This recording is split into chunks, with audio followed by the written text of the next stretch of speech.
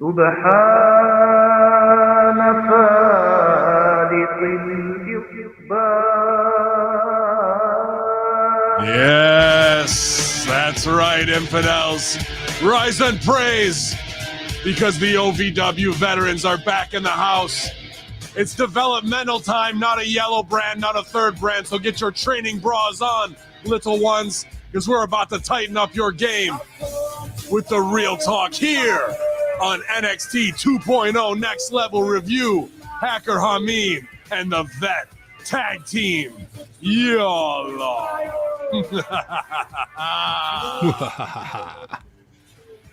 Yeah, I got to work on my evil laugh. I can't. Those hits out behind it, man.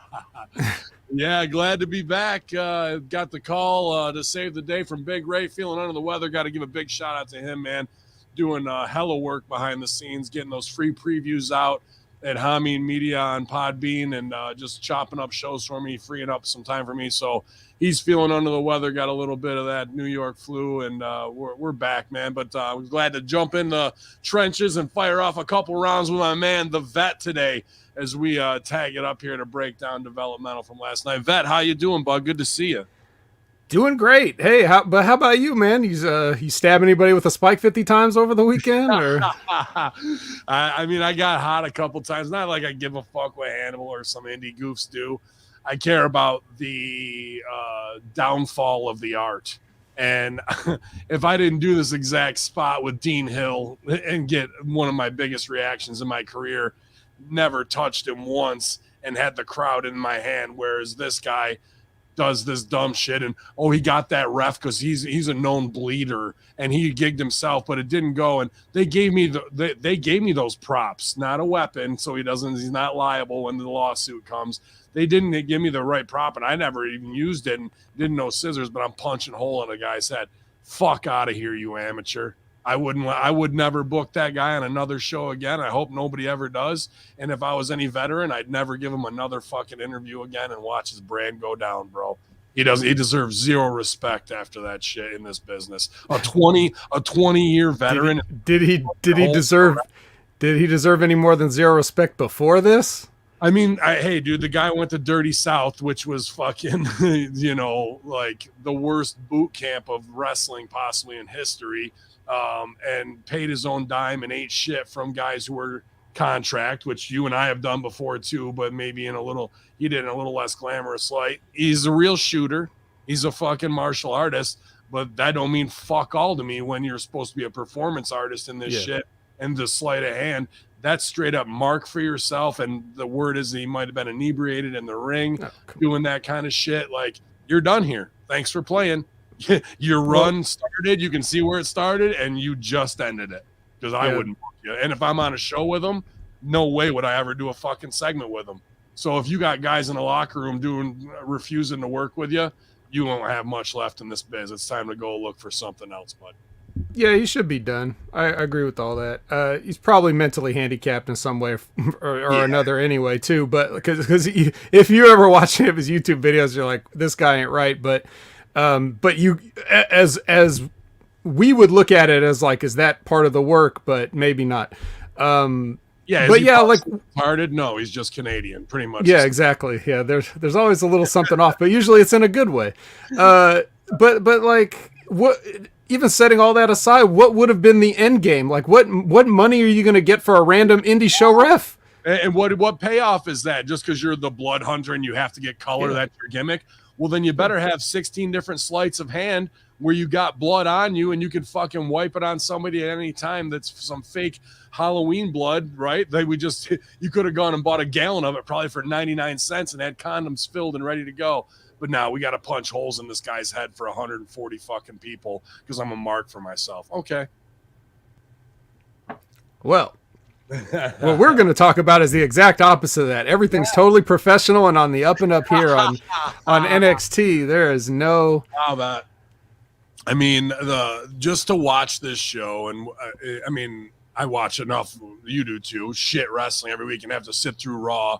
I'm obviously going to fill in wherever I need to on HMG shows and look forward to performing with you and Ray whenever I get the chance. But, dude, the level of developmental, I felt like I was watching Derby City Wrestling last night. I felt like I was watching non-contract people who have contracts doing stuff. And then there's some people who definitely are different than that, but there's so many people who could be gone.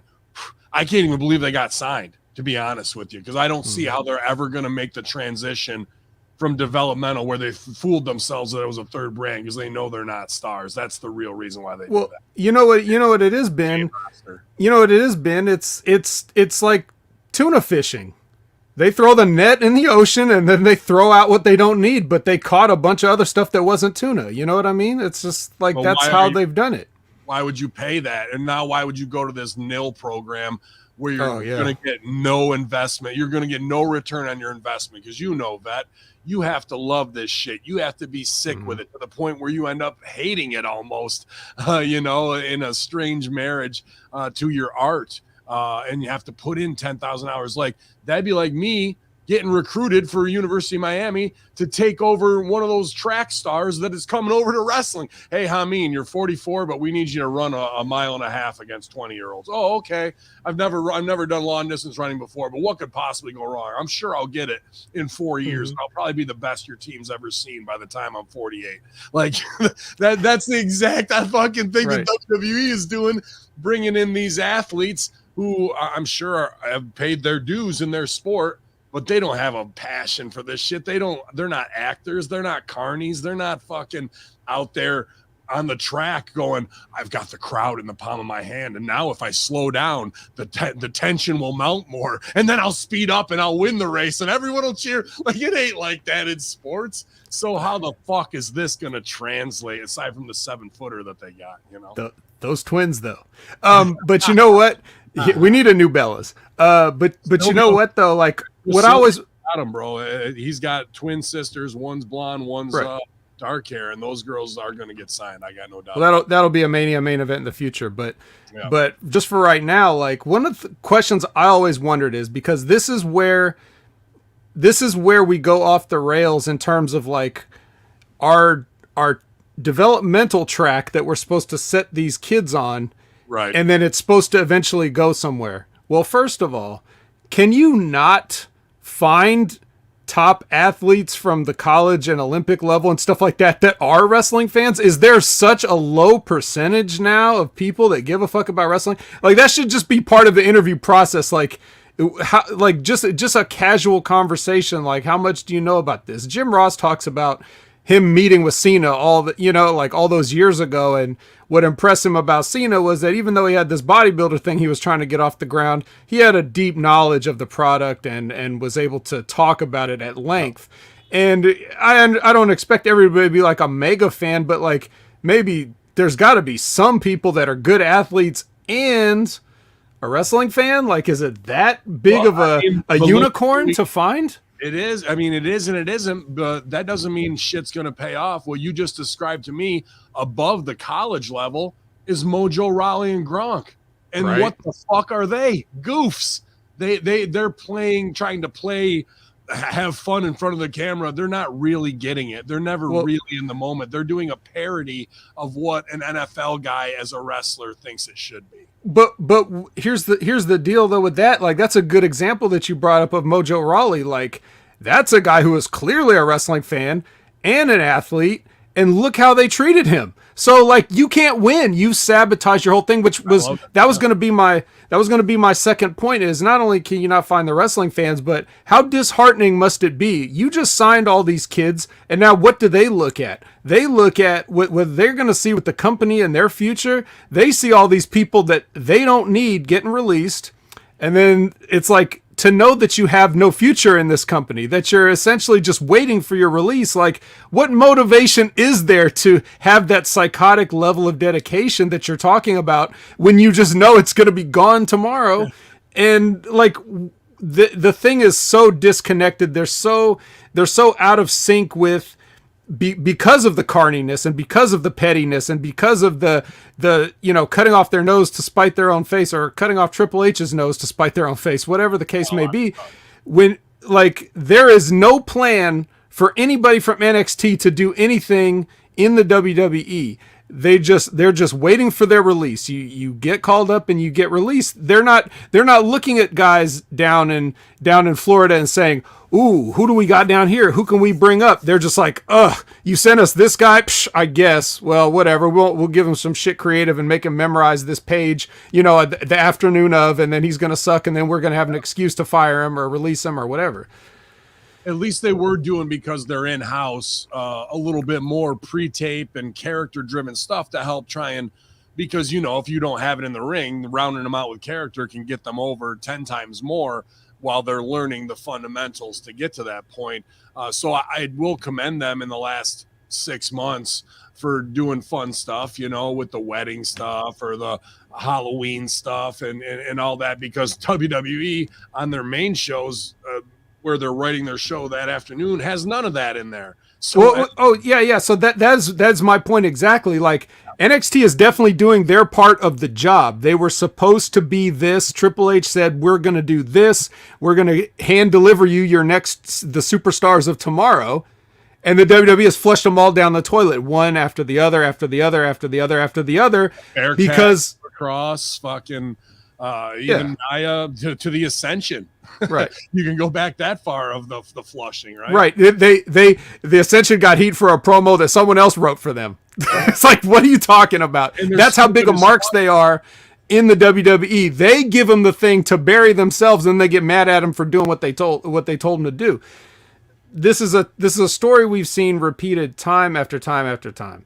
Yeah, and it would just be nice. And follow our brother Rick Victor, got the new podcast as well. So check him out. You guys add that to your RSS feed. Tell him how Mean Media Group sent you. I missed that guy. Yeah, man, great dude. We gotta get back in touch.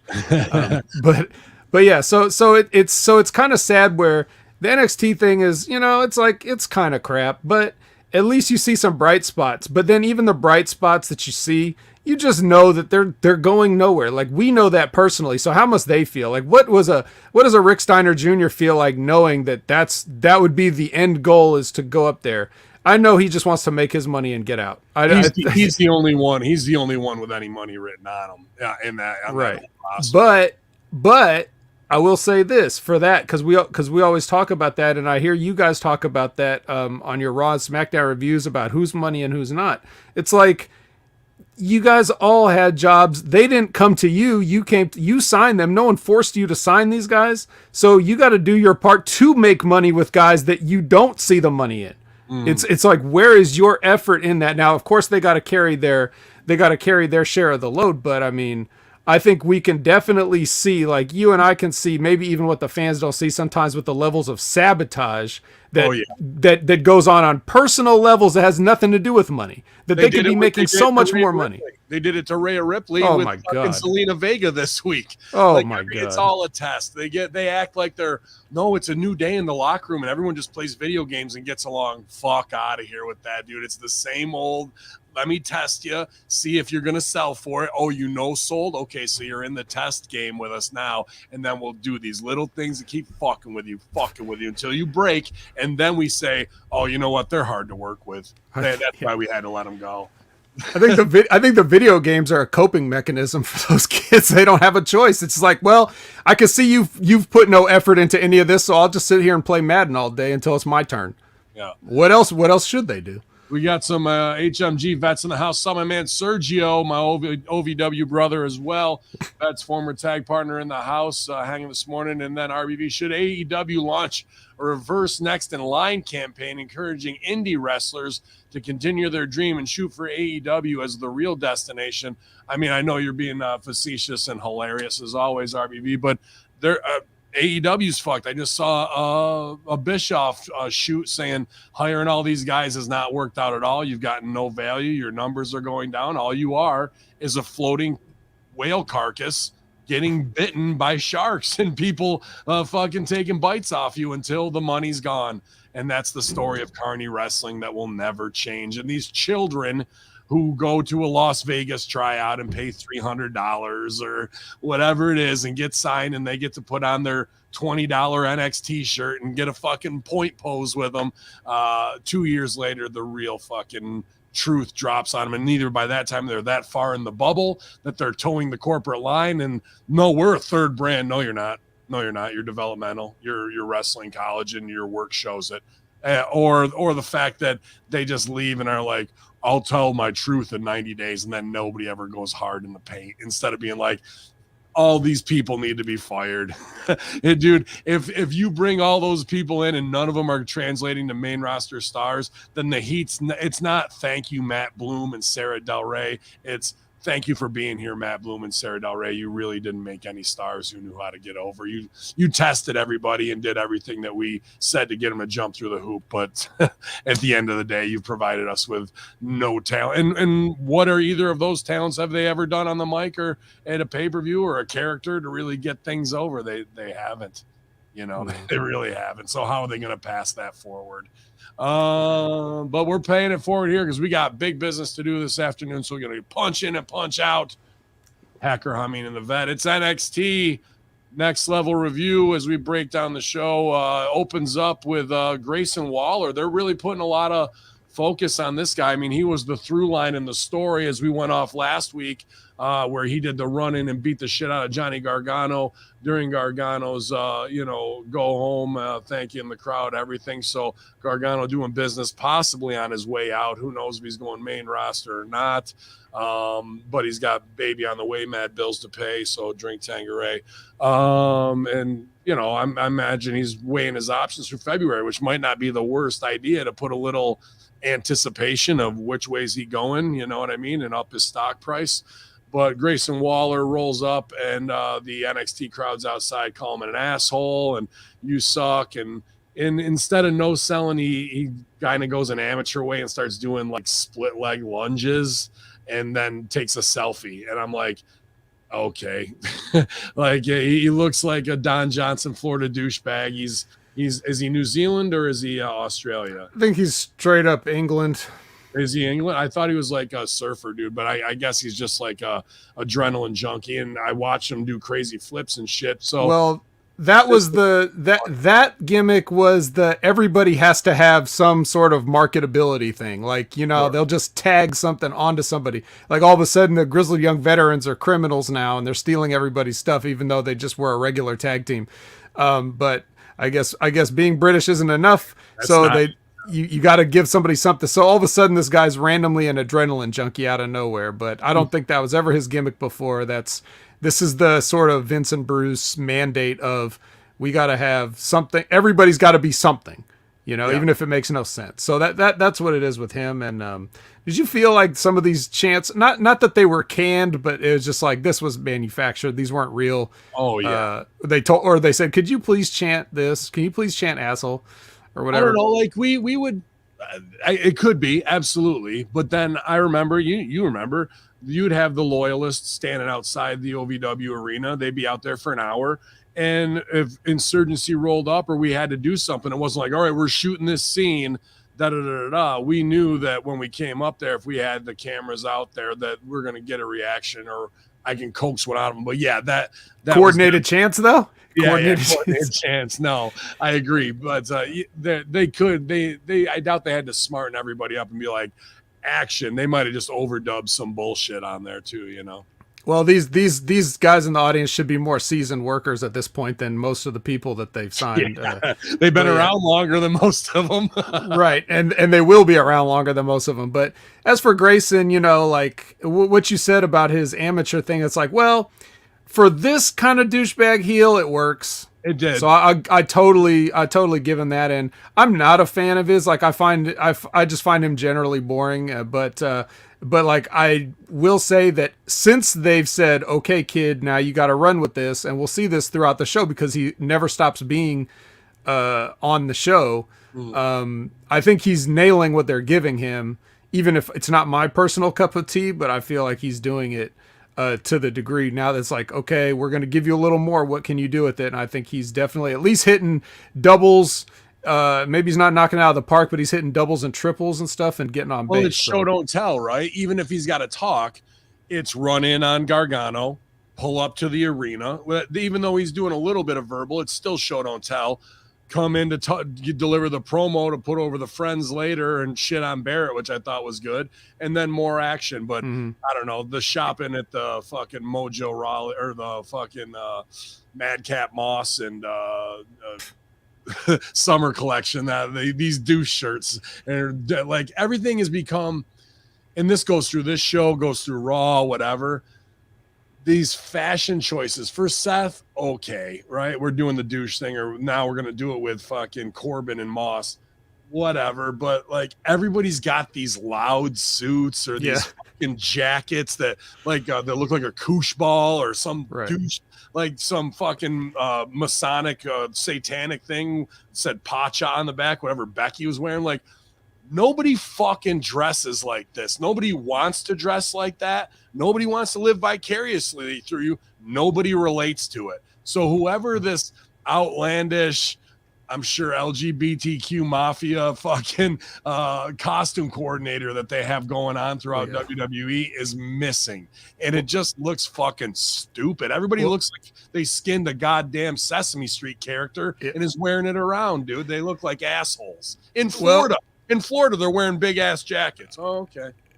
I was gonna say, like, have you ever seen a fashion show? That's exactly the kind of like. And don't you hate everybody that walks down the runway? So in their mind, they're like, "That's heat, brother." But it's if everybody's doing it, it takes a little bit off of the people that are supposed to be getting the heat from it, I think. But to me, when everybody's doing it, it shows that nobody has a clue who their character is. They have no idea delivery-wise how to get heat, and we have to hide behind these costume pieces in hopes that it'll lean us to being a heel or the light guy or the fucking hillbilly or the MMA fight. Like, dude, everybody is just way overdrawn.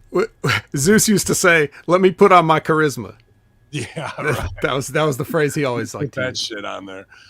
We kick it off after that with Cameron Grimes and Duke Hudson, fresh off of the big head shaving Snabbits, and then they do the recap on this, and we're right back to let's march out an old script, blow some dust off, put it on, because we're here with Kurt Angle with the goddamn toupee on, and then the headgear, right? Like verbatim, exactly what was going on there. Except one important difference: Kurt Angle was fucking over.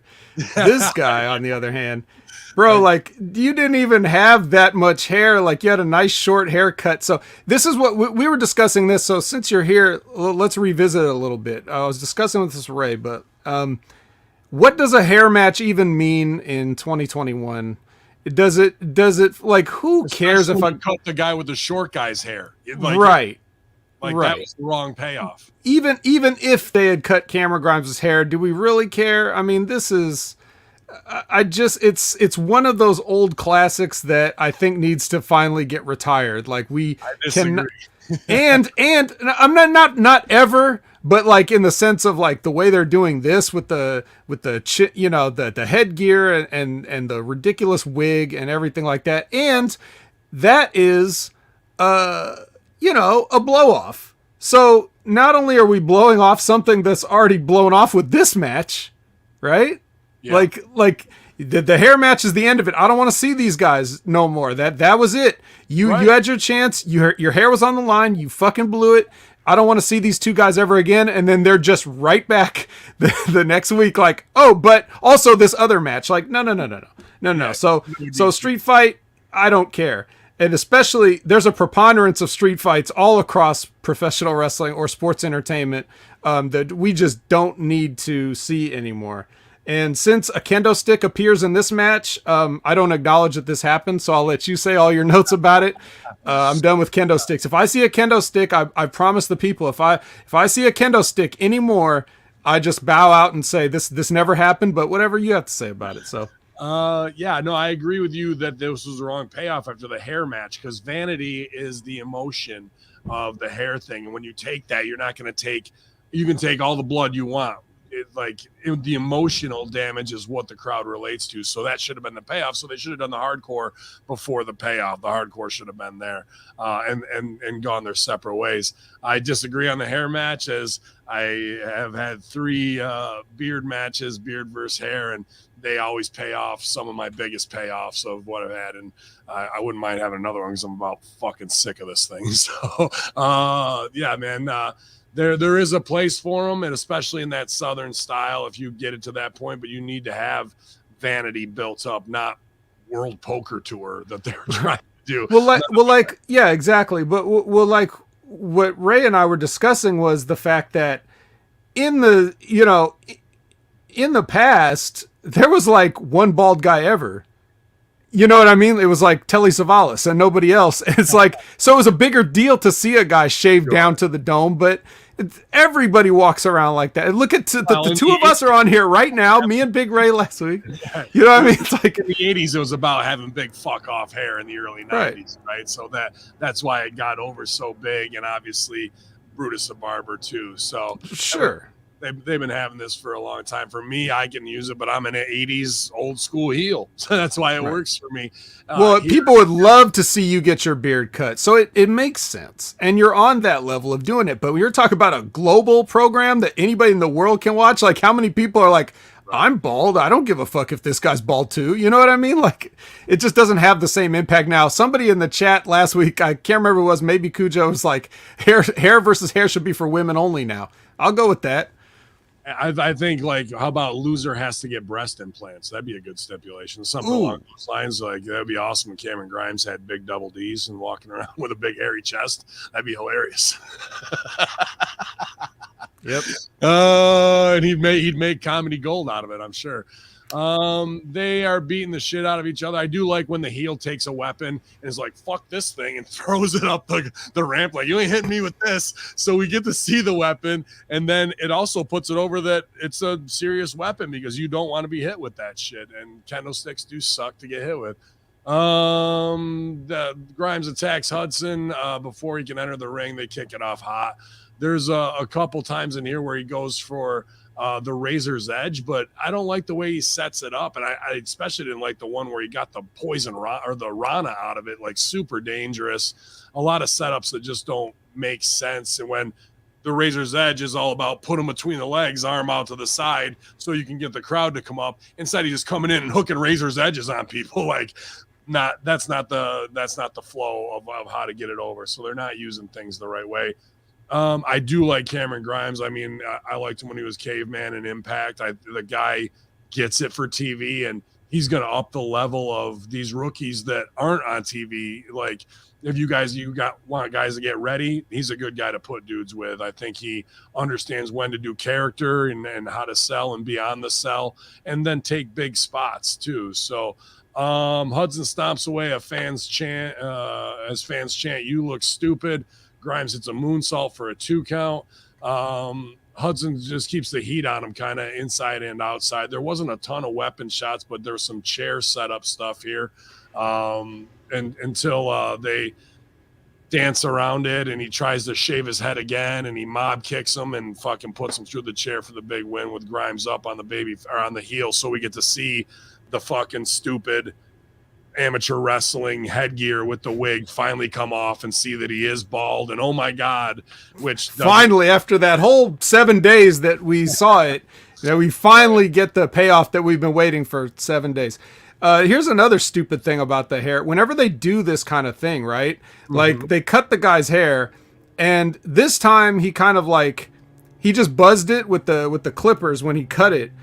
And now this guy's got the smooth, so not only did he just not immediately start growing it back, he actually cut it down even further. And then they always act like they just can't grow hair back. So he'll probably be like cue ball bald for the rest of his time until they release him, which should be in another several weeks or so.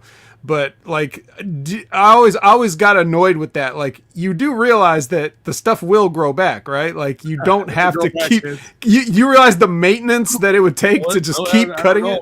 I don't know, Vet. You keep saying it, but it ain't growing back in some spots. I see the stubble there. I see it. One thing that I do agree with you, why would you have a hardcore match after that big payoff? the fact that the heel got his head shaved now should be a series of events of getting even with Cameron Grimes to where it doesn't have any match for a long time, especially not 9 days after the payoff, but do the fucking nair in the shampoo and or get his eyebrows while he's sleeping, or you go up and put hot wax in the thing off it and then run away. So now he's got to peel it off and he's got one eyebrow. Like, how far can we do it? Shave half a mustache, shave a Hitler mustache. Like, there's plenty of things that we could have done with the heel tormenting Cameron Grimes post hair match instead of having this match all together, dude.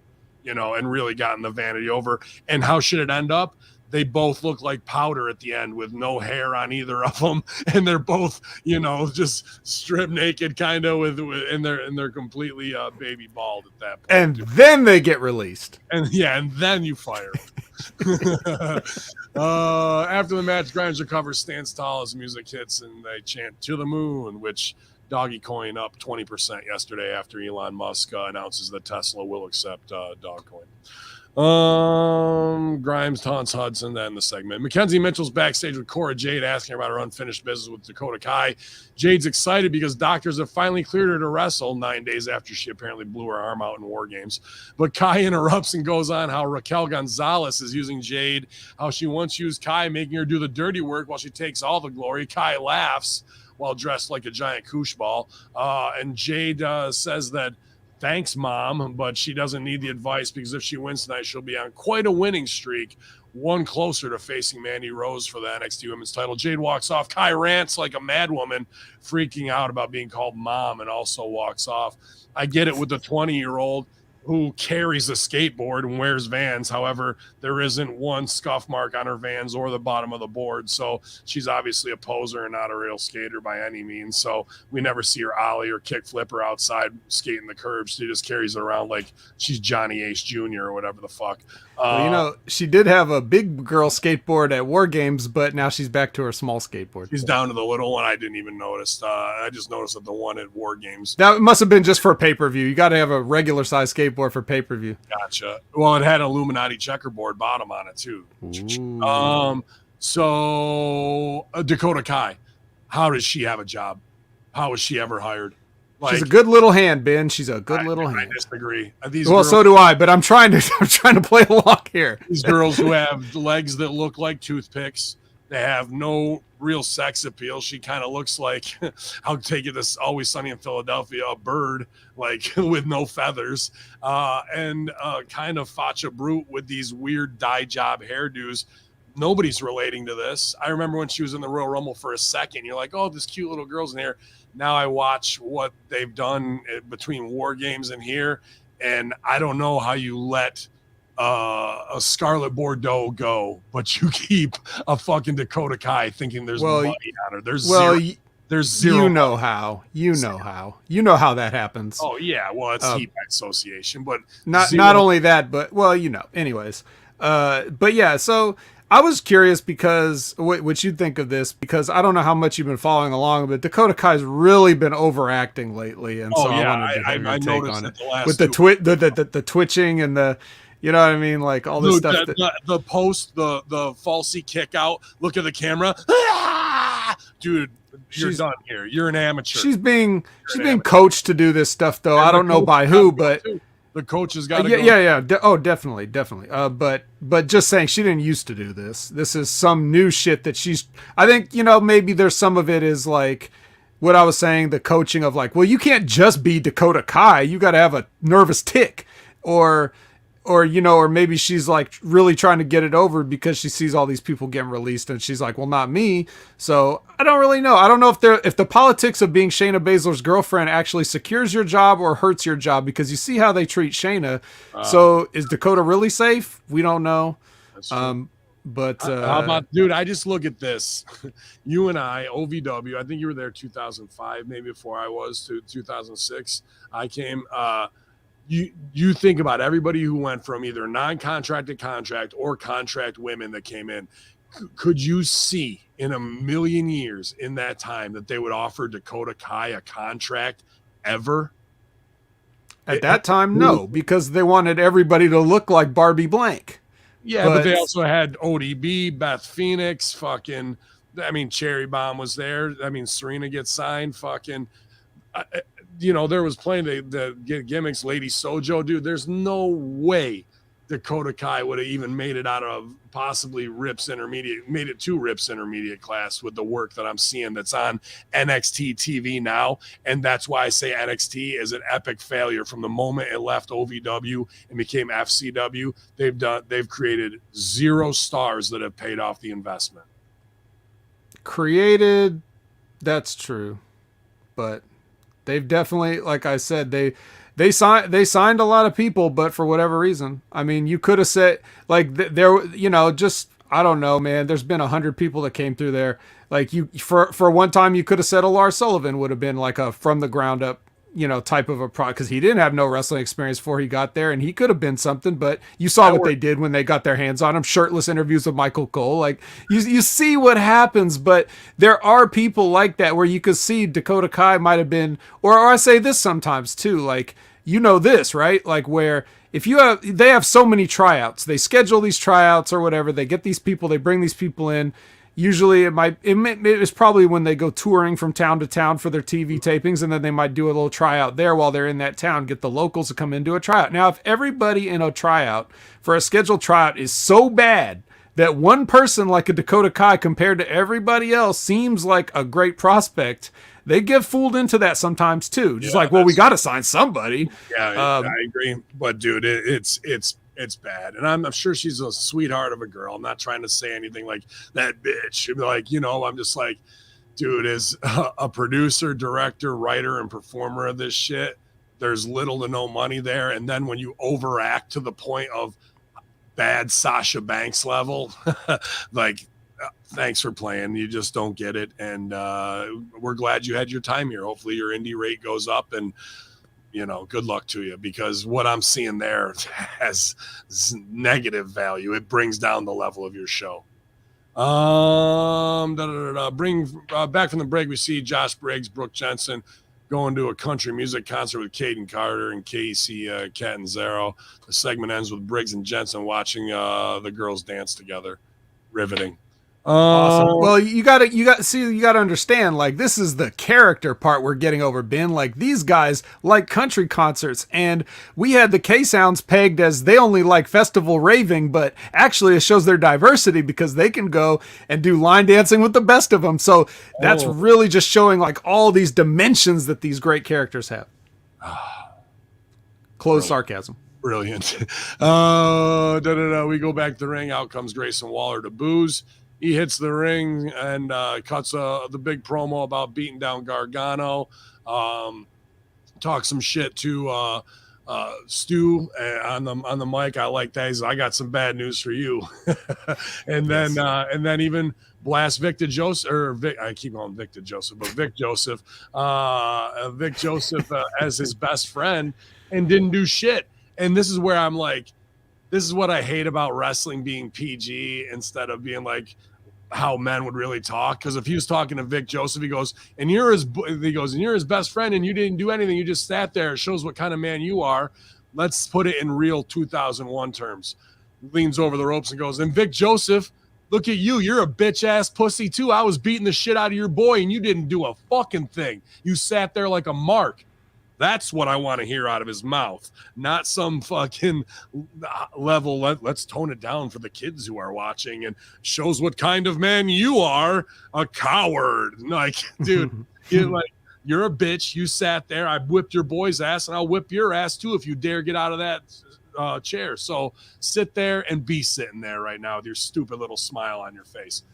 Like, that's how you got to hit him, not this layered bullshit. Well, look, this is again. I'll point back to this in fairness. This is the kind of person that Grayson Waller is. Now, if you brought the Briscoes in here, yes, they would cut the promo you cut, but he ain't the fucking Briscoe. So let them have that, and let him do the PG-ish thing, because he's a PG level heel anyway. Even if you had the full restrictions, I don't know if you make this guy a rated R heel. I feel like he's just a douche PG heel at best, a PG-13. So, but if he would even just call him a bitch, like you sat there like a bitch. Well, that's exactly what you are. They could have done that. They've done it on this show before. They just but I think that word's overused because they always try to drop it like a big bomb and nobody cares anymore. Like it's really not that. Yeah, you should throw it away, like you little bitch, you know. But instead, they always say, "You sat there like a bitch," like, and then look around like, "Huh? I just swore on TV, guys, huh?" That's the WWE way, right? That's why you got to back it up with a motherfucker and a cocksucker. Yeah, you motherfucker. So I'll tell you what I liked about this part though, Ben, is the use of the actual social media during when he's pitching to the Tron, because aren't you tired of? And the answer is yes. I'll just answer for you. Yes, you are tired because I listened to you doing God's work on Raw and SmackDown review. So you've seen this 1,000 times where somebody says, "This is what happened last week," and then they go to like show the footage, and then they have this fully prepared like cinematic package of stuff. Like instead of just showing like the pin or the hit from behind or whatever it is, they've got a full 2-minute mini movie, like a short film that should be entered in the Cannes Film Festival about what happened, you know, on the show. So I like that instead of that, he was just going to like, here's the tweets. Oh, and here's my Instagram feed. And, you know, the stuff that he actually would have given to the truck to say, hey, I'm about to show this. So when I say do this. And if this is real, and he gave those people, and he had this time, which was also cool. He was scheduled to come out and talk, not just like, oh, I'm going to hit my music in the middle of somebody else's thing because then I'm going to come and interrupt them. Like instead of that, which we also see all the time, this is called AEW Dynamite. Instead of that, looks like something that could have actually happened logistically. Here, show these tweets, and he wanted his time to do that. I liked it too, Vet. I think the call out, it's like not cancel culture, but like holding people's feet to the fire. And the best part of that is he's like those packages you described get the show over. When he's talking about his social media, that gets him over. That's his time. How many people who were watching that segment who weren't subscribed to his social media, he might have got 2,000 to 20,000 more social media followers last night by highlighting his shit. Especially if you go to his account, look at it and see the exact same thing you saw on TV, because then it makes it authentic. Whereas, you know, I don't have to tell you, you go on other people's social media account and they're hugging their opponent and stuff like that and doing all these like lovey-dovey things. It's like, oh, this is my separate life. And I'm not saying this is the thing I always think, like, well, I put in the level of effort towards maintaining a kayfabe that the company I work for does. So if WWE just throws everything away like it's nothing, then I shouldn't be motivated to care either. But there is a way that you can do it if you want to, where, you know, it makes sense, so that for those little, you know, the way MJF stays in character 24/7. But absolutely. So I like that you can use a piece of social media footage and then you go look at it like, you know, oh, he actually did post this. You know, I'm sure Austin Theory's selfies all show up on his, you know, Twitters and Instagrams and things like that too. So I think that's more where we need to go, like in the future of the social media age, where it's just representing a little bit closer of what the fans expect from your Sonic's got a great, Simon Hedge's got a great point. We have so many disses that aren't even swears now. Incel, SJW, Trump supporter, name a few. Snowflake Karen is Cujo and Red Rob weigh in as well. That incel thing, and maybe that's just to make me feel old, and we did that shit when it made our parents feel old, but like, those don't even sound like fucking slams anymore. And I'm like, what is the incel? They're like, loser. I go, dude, it'll be a cold day but in hell before I call somebody that incel. Like, you're a fucking mark, dude. That's all you're gonna. You know what incel means, don't you? No. It's a contraction of involuntary celibate, which basically means that you're a virgin and you have no choice about it because women won't fuck you. So that's the insult. They can all fuck off, bro. Oh, no, again. You don't have to tell me. I just bring you know, $5 to a show. And the more you know, the more you know. Yeah. Now you can use that word as Ben Hameen and give an incel a $5 face. Yes, you want to join my incel? You're about to be clean. The cell is ready to go to destroy all of you. Infidel cell.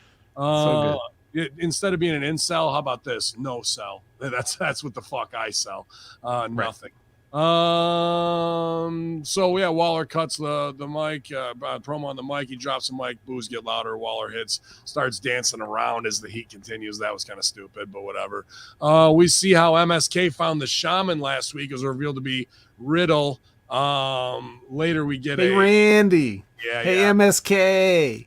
We missed big. We missed big this week on that because I didn't mind Riddle being the shaman. And we're talking about, when you say shaman, ayahuasca is fucking dabbled in, and these guys came in as the fucking stoners doing that 70s show shit from Impact, which was brilliant. But WWE does not want to fucking go and hit the weed button the way it should be. They're still playing some 1970s, 1980s Dare program, Nancy Reagan bullshit. Meanwhile, we got Paul Heyman in the opening 10 minutes going, I must have spent too much time in the dispensary. And then fucking McAfee going, preach. So we're getting weed jokes. Then we have the weed jokes with Randy and fucking Riddle. But then when we get down here, we're not going to go in on it, dude. Where's Rob Van Dam? Let's fucking round this thing out. And stoner culture isn't some fucking tee-hee ha-ha thing. It's $1 billion industry, you dumb motherfuckers. So let's bite on it and go for it instead of doing some, hey, reach into the bag. You never know what you might find. Oh, are we pulling things through the table? Oh, this funny sight gag instead of some real stoner shit with a smoke-filled room. Godfather fucking enters, and we've got all this type of shit from generational weed jokes instead of some tongue-in-cheek fucking Cheech and Chong shit that Bruce and those guys still think is funny when they don't even get it. We can't even get to half-baked from that, let alone Harold and Kumar to whatever other jokes you want, dude. They're still 30 years behind while this industry is booming around us and the talent's taking little stabs on it in their own improv, dude. Like it's ridiculous and asinine. And those guys can do those Spicoli humor spots, but you gotta lean into it. You can't just brush against it. You got to put your arms around it, embrace it, light that motherfucker up, hit the hookah, shotgun somebody, and fucking eat 3 edibles, and let's go. Now let's go shoot something, dude. This little kid bullshit with scooters and all that. Get the fuck out of here, bro. Get out of here. Let's see him fucking come in with a 2-foot headbutt. And they're like, we're not leaving till this locker room till we get through all of this, brothers. Like, dude, so amateur, so fucking no teeth. Not even funny. Not even hitting comedy, really, at all. So typical and so on brand. So what can you really ask? They've never done anything like that. Why are they going to start now? I'm not healing on you, Sonic. Not at all, man. I'm just tired of fucking lazy and amateur choices on a 2 out of 10 scale. You have to commit to the bit. If you are the stoner, you better show me the weed. Like this implied stuff. I'm just done with it. And everyone dressing like they skinned a Muppet to hide behind some shit that's done too. And I was watching the show, and dude, really, aside from Waller and Braun Breaker, LA Knight, and fucking I'll put him in there. Fucking Caveman, what's his name? Doggy Coin. Fucking everybody else on this roster could be fired tomorrow, and you wouldn't fucking none of everybody else except those 4 I mentioned. None of them will make it to the main roster and make a dime.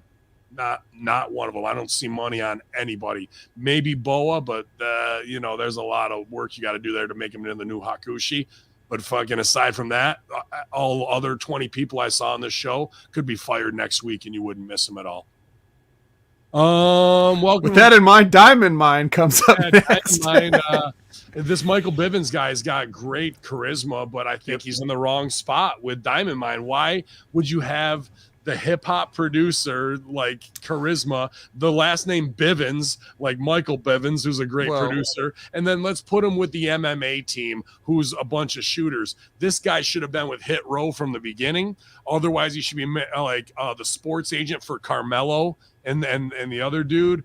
Or we'll get to the other guy who was a specimen who just got signed. He's a hell of a athlete looking dude too. But dude, this guy Michael Bivens with these guys is not working, man. Oh, it's totally working, and I'll tell you why. Because these 4 white people need diversity, so they've got the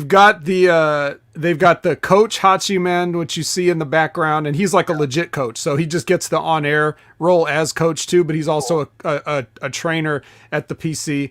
And then you give Bivens this group. It really gives him something to sink his teeth into, because before this, he was just bouncing around, like doing nothing. And it would have made sense for Hit Row, but just putting a black guy with the black guys, because he was really not their speed, and they didn't need the charisma lineup. You got 3, but you have at least 2 mouthpieces in that group, and you don't need a manager for that. And it's already washed anyway, so it doesn't matter. But I just think that I really, what I like about the Diamond Mine is this is a plus and a minus, because you've got something that we can relate to.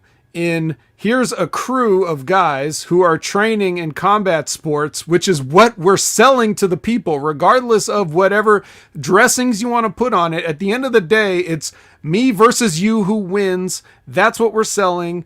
And the degree of interest is based on how we present that to you. So you've got these guys that got something that we can see, like we see the American top teams like on another wrestling program, ironically enough. But so you've got this gimmick, but then everything else on your show is so ridiculously phony that it sticks out in a bad way and a good way. It's good because it's different and it's real. It's bad because everything else cannot interact with this in a meaningful way. Well, here's what I don't like. I mean, like I say, like everybody on this team has talent. I think the girl is probably the most standout one, to be honest with you. She had the most money written on her.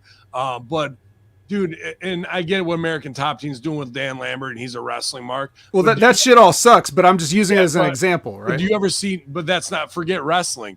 What we're trying to sell is MMA in wrestling. In MMA and UFC, when a guy's walking out, do you ever see his coach acting like a fucking over charismatic mark, hyping him up like he's Don King on the way to the ring? Never. It's game time. But it's coming. Yeah. Yeah. But so the fact that they're trying to do cool hype man with MMA, they both look good flavor wise. This is not chocolate and peanut butter coming together to give you a fucking Reese's Cup experience, bro. Well, I see what you're saying, Ben, but consider this.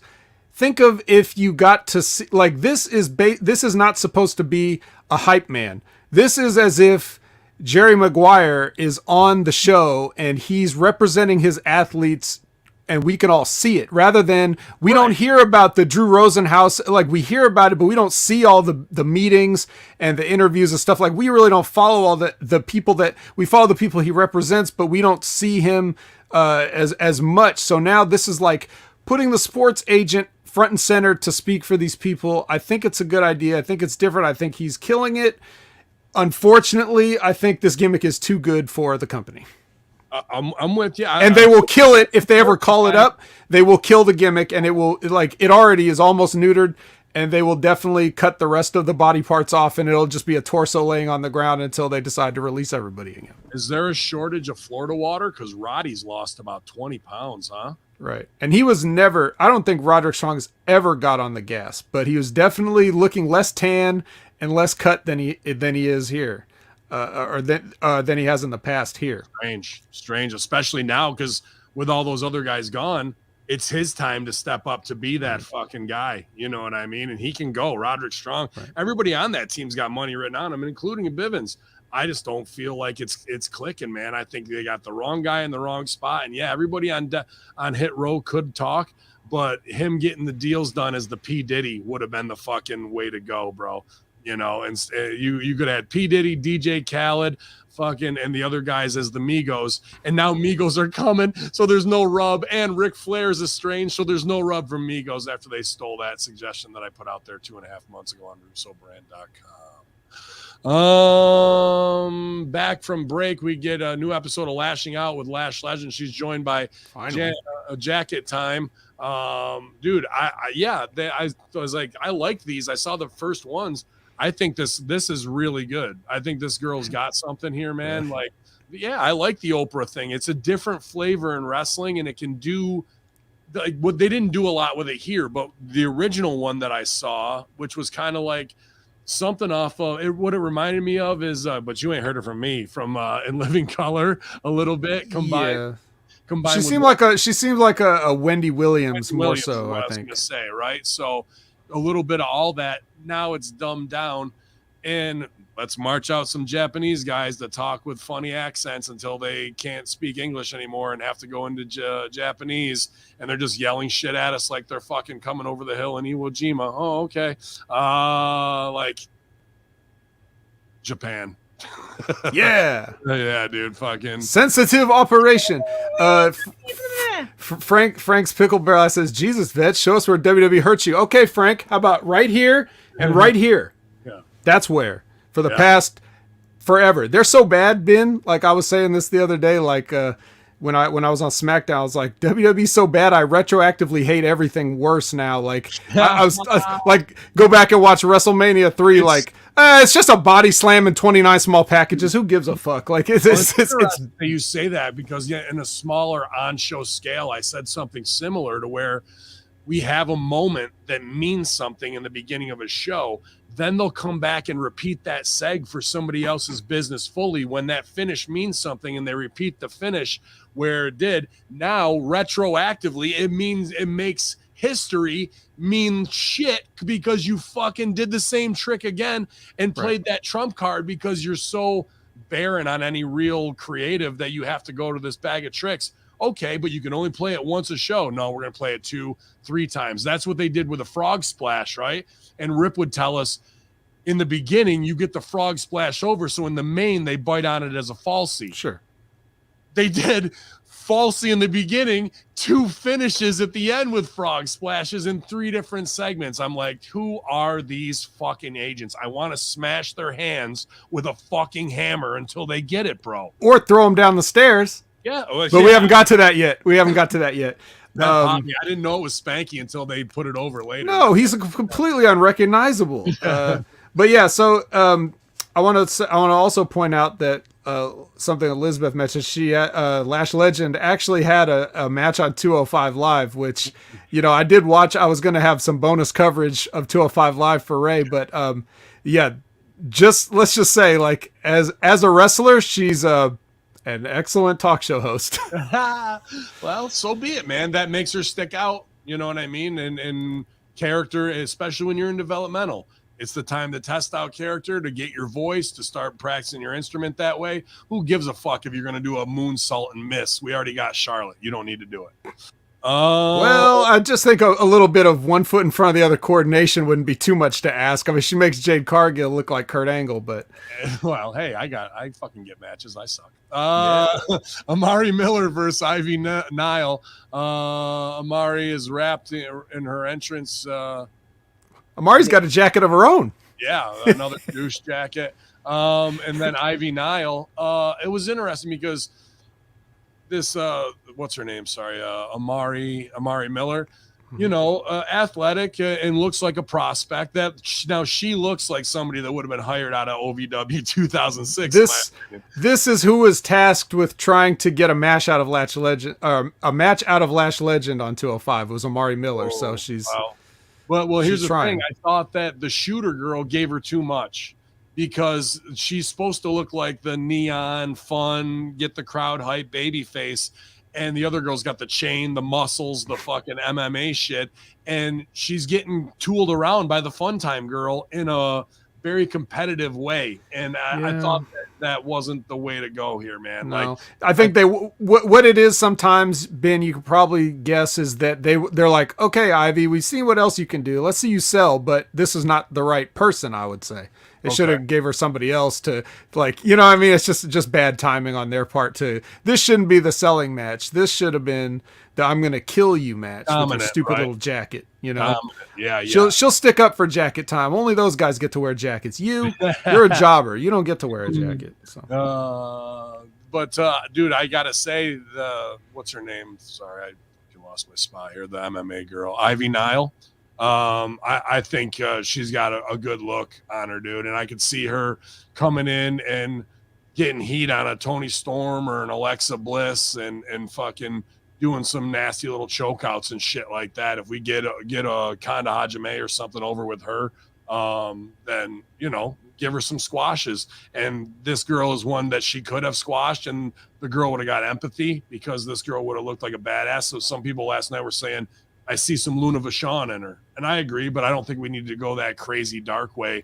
But they're only saying that purely based on looks. On cornrows. Yeah. All right.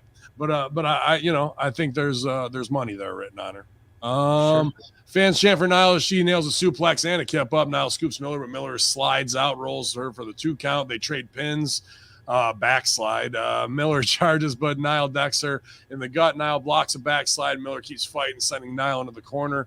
Miller with an axe kick in the corner, and then another big kick and more offense. But in the end, I like this because I actually had to text my brother last night because we all got our own little finishers. You know how you beat the shit out of your buddies and whatnot. Well, my brother years ago, he hated all the Marilyn Manson emo fans and shit like that. So he'd call them self-confidences because they'd all have to have self-confidence in order to wear mascara as a guy. But he would hook my cousin in the reverse dragon sleeper like that, and that was his finisher, the self-confidence. So to see the self-confidence in a pin roll through attempt get strapped on last night, I had to hit him up, and I go, bro, this little girl just used the self-confidence to win. He goes, that bitch. So it could be Hoopdilla the Butcher versus Ivy Niles in a self-confidence versus self-confidence match here soon. Book it. I'll take my brother. After the match, Niles stands tall and Bivens joins her in the celebration, but he's positive and up and happy when I think stone-faced and killer is what I want to leave there. And sure, Niles is providing it, and this guy's trying to do his gimmick and his job. I'm not trying to say he's not doing a good job of it. It just isn't right in the right spot there, It would be nice if we see a little bit of, because you got in the Diamond Mine, you got about 5 people. So you should we should see the Bivens part. For his part, she won, so that's what he cares about, and he's up for it. And then in the next time you do a backstage thing where somebody's interviewing Roderick Strong, or they're talking about Roderick Strong and he's in the foreground, that's where Hachiman is in the background with Nile, putting her through some drills because she didn't beat the girl fast enough, and tell a little bit of visual story that way where it's an Easter egg for the people who are paying attention. And if you don't miss it, it's not critical to the story. But could you have Bivens, and I'm sure he'd stick the landing on this, if we're doing the MMA thing, when do we get the real emotion or the connection is after the match when Joe Rogan is doing the post-match win interview? Could that be Bivens' spot to say, thought you were going to beat her quicker tonight. You had a little trouble. She seemed to go against your plan. What are you, and do that and facilitate something for them. You know what I mean? Nope.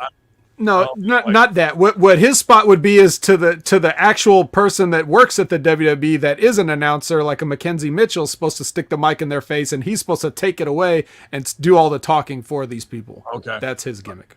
Or she could ask the question in English and he'd be the translator and then just say it in English to them. And we never have all native English speakers translating. Yeah. Zion Quinn's backstage with Mackenzie Mitchell. She asked what happened last week with Alexa Lopez, what her intentions were as Santo Escobar defeated Quinn. Quinn says he's runs it straight and it's game on now that he knows the rules of the game. Time to play the game. Electra is playing. Mackenzie is about to send it back to announcers, but Robbie E. Interrupts and tells her not to do that at this time. Stone says he's sick of the disrespect from Mackenzie and everybody else. And moving forward, Stone's going to be taken serious. Then Von Wagner interrupts and says last week was the first body to break, referring to Kyle O'Reilly, and that'll continue. Von says he'll continue to smash because he can. And if you have a problem with that, you can say it to his face. Fans in the arena boo Von as he walks off. Hacha Daddy. Stone tells Mackenzie Mitchell to send it back to the announcers. So just kind of a quick action scene to get everybody in and get their bitches going. Robbie E is really the only one that sticks out to me because to me, that guy should be the Jerry Maguire. Why they didn't bring up him and Bivens and maybe even Gacy they could have at that time and made him a manager and done something on the main roster with the draft where we start establishing a core group of managers. I think Pat McAfee could have been in there managing somebody as well, helping with contract negotiations.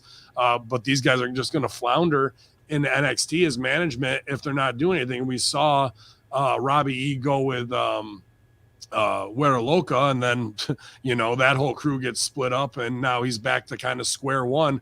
But this guy is possibly the most veteran performer you've got on your NXT roster, whether it's in ring, management wise, commitment to a bit. I really think he should be on the main roster as a management. I give all respect to Robbie E, bro.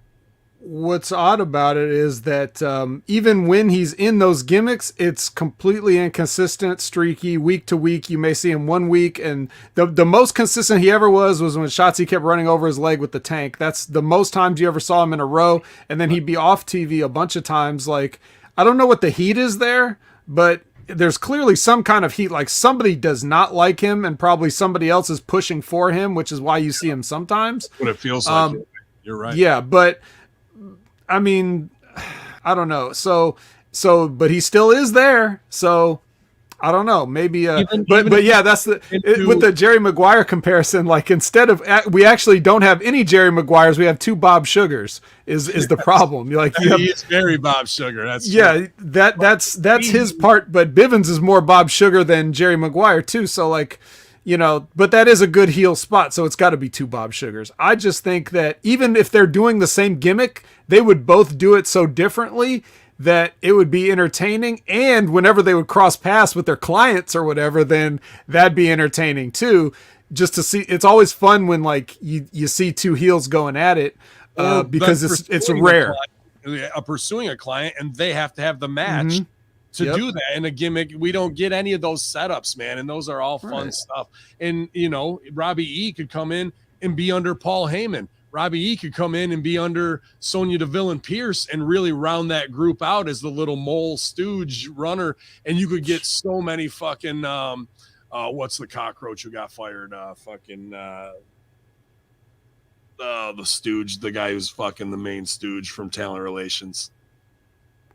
Carano. You could do a shit ton of Carano like ribs on camera where you're like burying him how you would have wanted to before, or do the shady shit that Carano did in a fucking Bang Bang where the fans don't know, but it pops the boys. Well, before they do that, they got to figure out what Pierce and DeVille actually do, rather than have them do this one thing this week and then next week, oh, we don't have the authority to do that. That comes from higher up, that bullshit. Yeah. Then we get to see Joe Gacy and Harlan backstage. Gacy tells Harlan he's waited so long for this, so don't be afraid to be who you are. Gacy walks off. Harlan follows. I mean, Harlan, I'm sure a nice guy, but I really feel like we're looking at Luther or fucking what's the dude you said earlier, that Lars Sullivan, like just kind of like the Wish version of either. Not that Luther's way over. He had plenty of botches as well, but here we are with another bald guy, nails type fucking thing. But I got to put over Joe Gacy's my dude from up here on the indies, even though he's scared to death of me and never wants to fight me and wrestle. Joe Gacy, you chicken shit. But I'm happy for Gacy, and I'm glad he can get this over. It seemed like this doesn't have as much teeth as the SJW fucking thing did, that they're transitioning from this into and putting the focus on Harlan, and Gacy's kind of, maybe they think he doesn't have the size and they want him to be a mouthpiece for this dude and he can wrestle in payoffs or tags or something. It's kind of like a little bit of AJ Omos on the developmental level. A little bit. I don't know though. They haven't really dropped the SJW thing. It's just like this is tacked onto it. So we'll see. We'll see what they do. It's a little early to tell, but their problem is consistency again. Consistency. Yeah, and I think Gacy can deliver, man. I've seen him do good stuff on the indies. Elizabeth, appreciate you hanging with us this morning here. Ben Hameen, YouTube, Twitch didn't want to connect for some reason, but that's all right. We're 20 strong here for the free version of the Next Level 2.0 before I make it private and put it up at channelattitude.com. Yeah. Appreciate you guys subscribing to Hameen Media Group product there so we can keep the lights on and make sure we're Before I forget, Ben, I don't want to forget at the end of the show, but I know you would love this because I always tell them whenever we do the pitch to Channel Attitude, I say, for the price of a Starbucks, just take one day out of the month and put that coffee down. Yeah. Okay.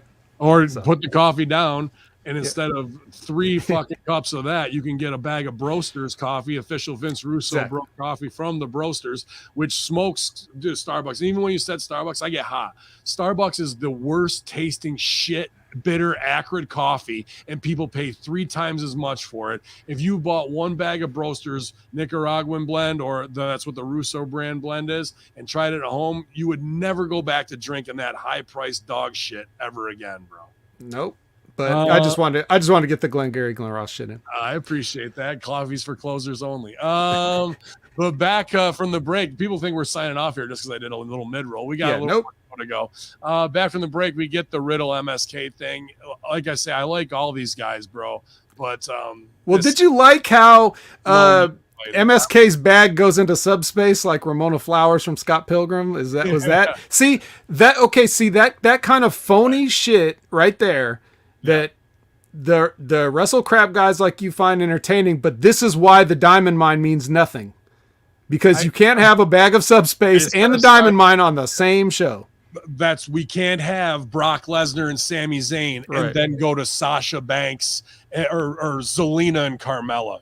With talking in British accents, you cannot have those in the same universe. Well, at least it's possible for 2 humans to fake a British accent. It's not possible to pull a scooter out of a tiny bag. You know what I mean? Like, this is more like the John Cena and Bray Wyatt have a weird fantasy match, and then after that we're supposed to watch Brock Lesnar and Drew McIntyre. That's what this is. But if we would have set it up that they're all stoned and imagining it with some simple smoke effects and shit underneath, and like, bro, but why would we see it? Because we go in the room and we catch it always. I always miss. We catch a contact high. And why wouldn't Riddle want to fucking have his own weed line, bro? That'd be tied to WWE. Big money, dude. And we're just sitting here making jokes that pull a fucking traffic cone and the John Cena spinner belt out. Well, aside from all that, how do you like that it was Riddle? Because I don't know if Riddle was the first choice. When they kept saying shaman, I kept thinking, is John Morrison going to be here? But then they canned him in the middle of this angle. So, because it took him like 6 weeks to get from one city to another. So, which could happen to potheads, I suppose. But I was wondering if Riddle was a consolation prize because Morrison's gone. RVD said no, whatever the case may be of who they could have brought in to be the shaman. I wouldn't doubt that Nitro pitched that. You know, he's known as the shaman. His wife was there, and he wasn't going to be doing anything on the road because Miz is doing Dancing with the Stars. He probably, as a great guy and worker that we know him as, and an OVW brother, said, let me help these guys out. He's done that at OVW before and helped shine guys a lower on the scrotum pole than him. So fucking, I don't doubt that. It very well could have been the case. And if you got to have Riddle as the backup, not the worst thing. I probably would have gone Rob Van Dam, and I definitely would have brought in Godfather as well to be doing some shit that way, man. So, yeah, Tommy Chong, Cujo says, yeah, dude, that would have been fucking good too. Why not? But, like, that's a little bit too maybe dated of, like, these are the young, cool kids, and Tommy Chong is 70s. You're talking about a 50-year swing between stoners. I mean, you could get them all in a group scene if you wanted to. You just got to say yes to the game. Yes, and yeah, they ride off on scooters. Harlan versus Guru Raj. Harlan comes to the ring with Gacy. They show West Side Gun. Shout out to West Side Gun and the Buffalo Kids.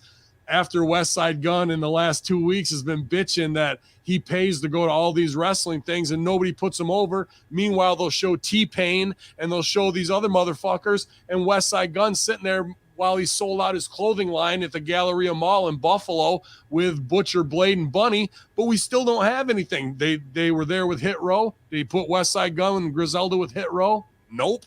Like the legit wrestling underground is paying to come to your shitty shows, and then he has to fucking pander so you put him over. So this week, hey, guess who's in the crowd? West Side Gun. Oh, you mean when I saw him last week backstage with Big E on his Instagram when you guys didn't put it over that way? Now you're gonna get it, you dumb bastards. So shout out to Buffalo and Gunn and all those guys. I was happy to see that, but I don't know if this was the spot to show him during Harlan and Guru Raj. They said he was here just for this. He came to see Harlan's debut. So, well, I think we can agree that he wasted a trip, didn't he? Like more than a fucking white guy who doesn't speak. Yep.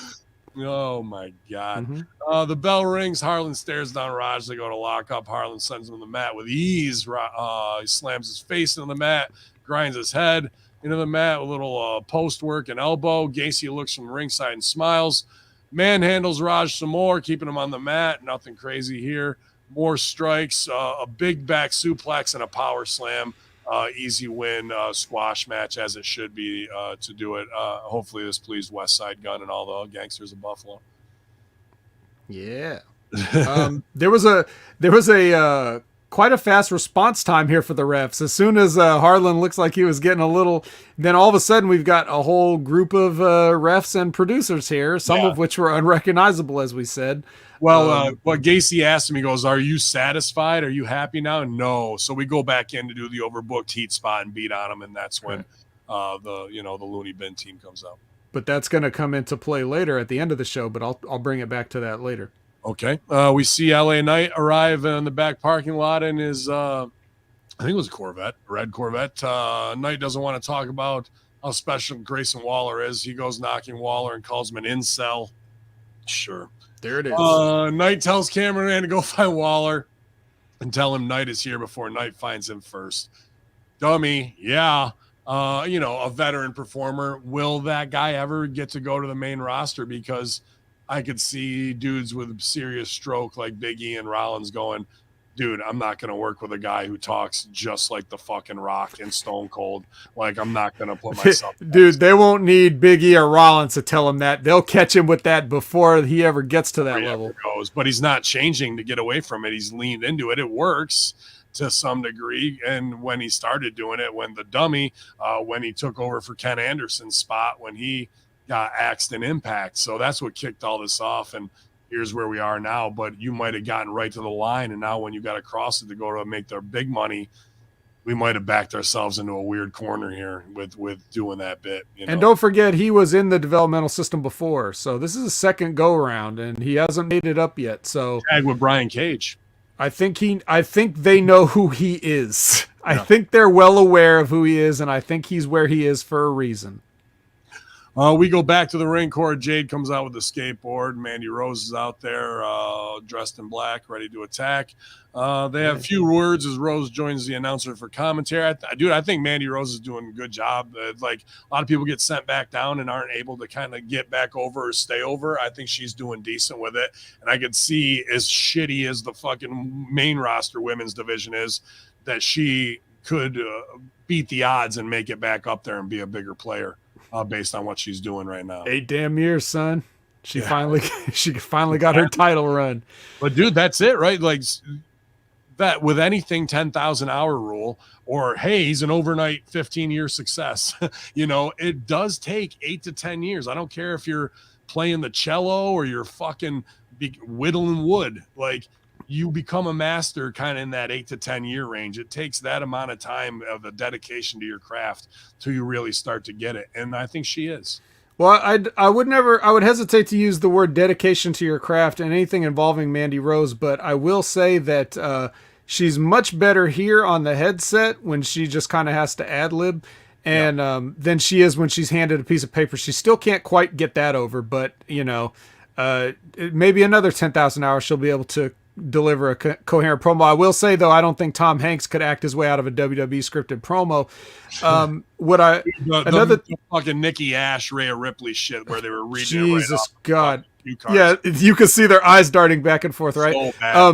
So bad, both those women deserve better than that, and they can do better than that. But that brings me something else I wanted to say when we were putting over Grayson Waller earlier in his spot. Like, one of the things that you see him do is he is ad-libbing because he's responding to the things that are happening in the environment in real time. Like when the fans start chanting something and he'll throw a little quick, quip at that or things like that. Like those are the things you got to do. And they see guys doing that. And that's what makes them, that's what makes the people in the WWE who are on your side, that's what makes them give you more and trust you more when they see that you can handle, like when, it's like you don't start juggling chainsaws, you start juggling 3 balls and then they'll throw you a 4th ball. And if you can keep that in the air, then they'll throw you a 5th one. Then you can work your way up to pins and you know what I mean? So like those little things like that. So giving Mandy the headset here, just the little, like, just so it's not even a great line, but just the way she said it is so much better than the crap that she's been saying where she's like, she's coming out here on her skateboard. This isn't a park, just so casual and you know what I mean? But like better than she's been doing. You're here to wrestle, but hey, everybody, skateboarding. Like, dude, you're like, it's so asinine. I love when they call out just the plain stuff too. This match kicks off with Cora Jade and Gimmick Jones, Dakota Kai. But then we cut away to commercial, come back, and we see the back steps. And Harlan and Gacy are going down there and beating the shit out of people. And then Brian Kendrick tries to stop him, but they grab Kendrick and launch him. And it was at the camera down the steps, maybe clearing about 7 or 8 steps. I'm sure there was a crash pad, but the shot looked good. I mean, it was like Jazz getting thrown out of Uncle Phil's house off the front porch. Yeah. And fucking then they cut away and he's down there on the concrete all fucked up and everybody's checking on him. And I wish they would have established it was Brian Kendrick a little more before they did it because the spot would have had more empathy. They didn't until later when they're checking in on him from a far shot and medical staff's checking in on Brian Kendrick. Well, I didn't really know just tuning in that was him. That spot would have meant more in the moment had it been set up like that. Yeah. And maybe Kendrick and Gacy had some heat that I'm unaware of because I don't watch regularly, but y'all. Never has Brian Kendrick ever made an on camera here. I think Gacy and Kendrick would be a good little interesting feud, and Gacy or Kendrick could get an awesome, little thing out of Gacy and take great bumps for Harlan. I think that's good stuff. Back from the break. They go back and forth. Jade fights. Jade drop kicks Kai as fans do dueling chants. Dude, there's just so many bad strikes in here, so many phony kicks from these girls with legs like toothpicks. I just don't see, there's no sex appeal. There's no real intimidation appeal. I'm just watching, emo girls fight in the ring, dude. And it's turned the channel bad at this point. Jade with the clothesline, Kyrie enters. Jade hits a running head scissors takedown. No, she doesn't. She tries to do a head scissors and misses and kicks her in the head. And then the other girl flips and exposes. It was probably the worst spot on the show, exposing everybody as amateur, trying to get their shit in when they can't even do it 1 out of 10 times, probably properly, but we're still booking this in our matches. And that further goes to show that agents should step on them afterwards and go, you're never doing a running step up head scissors again. Or in practice next week, we're doing 200 of them till you get it wired the right way. You choose. Because you're not going to expose wrestling that bad again by thinking that you're going to do this video game shit and hit it every time. It looks so bad. But I'm sure they got through the curtain, thanked each other, and patted themselves on the back for being good sisters and really nailing it in that segment. Kai with more offense, dropping Jade in the corner. Jade kicks out on 2. Jade gets back up, kicks her in the middle of the ring with an inverted DDT. Kai shows some frustration. No, she doesn't show frustration. She does an overacted, melodramatic, stupid look at the camera, screaming witch face, which no one would ever do in a real fight. Did she grab her own hair? I don't remember. Yep, she did. It looked fucking terrible. Kai goes under the ring, brings out a shovel, and the referee warns her. And then pulls it away. Why is there a shovel in the middle of the fucking arena? Are you digging holes? That's the same reason there's a kendo stick. Hey, by the way, the shovel is because she was doing that Undertaker gimmick before she came back. And then it was revealed that the Undertaker was actually Dakota Kai with the shovel. Kill me in the face, please. You got it. Just hold still. I don't want to miss. Jesus. Pulls it away from Kai, which allows Jade to roll her up from behind for the pin to win. The winner, Cora Jade, Loser, everybody who watched this match. Business. Classic shovel distraction into a roll-up. Well, so yeah, I wrote Cora wins with her finish after the shovel distraction because her finish is somebody getting distracted and then she does a schoolboy. That is literally Cora Jade's finish. That's how she's won every match that she's won, probably including the War Games match. So you get distracted and then Cora Jade will roll you up. Sure she will. After a match, girls come out to celebrate, and then she's going to use the shovel on Raquel Gonzalez.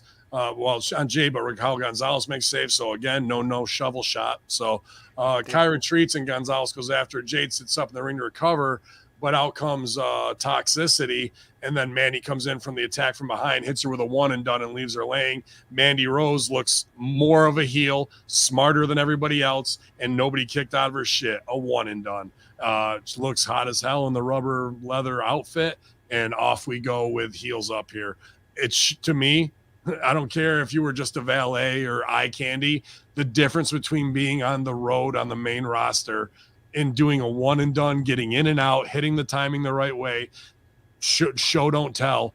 Mandy Rose outshined everybody in this segment trying to get their shit in with shovels and fucking step ups and all this other bullshit of what could possibly go wrong.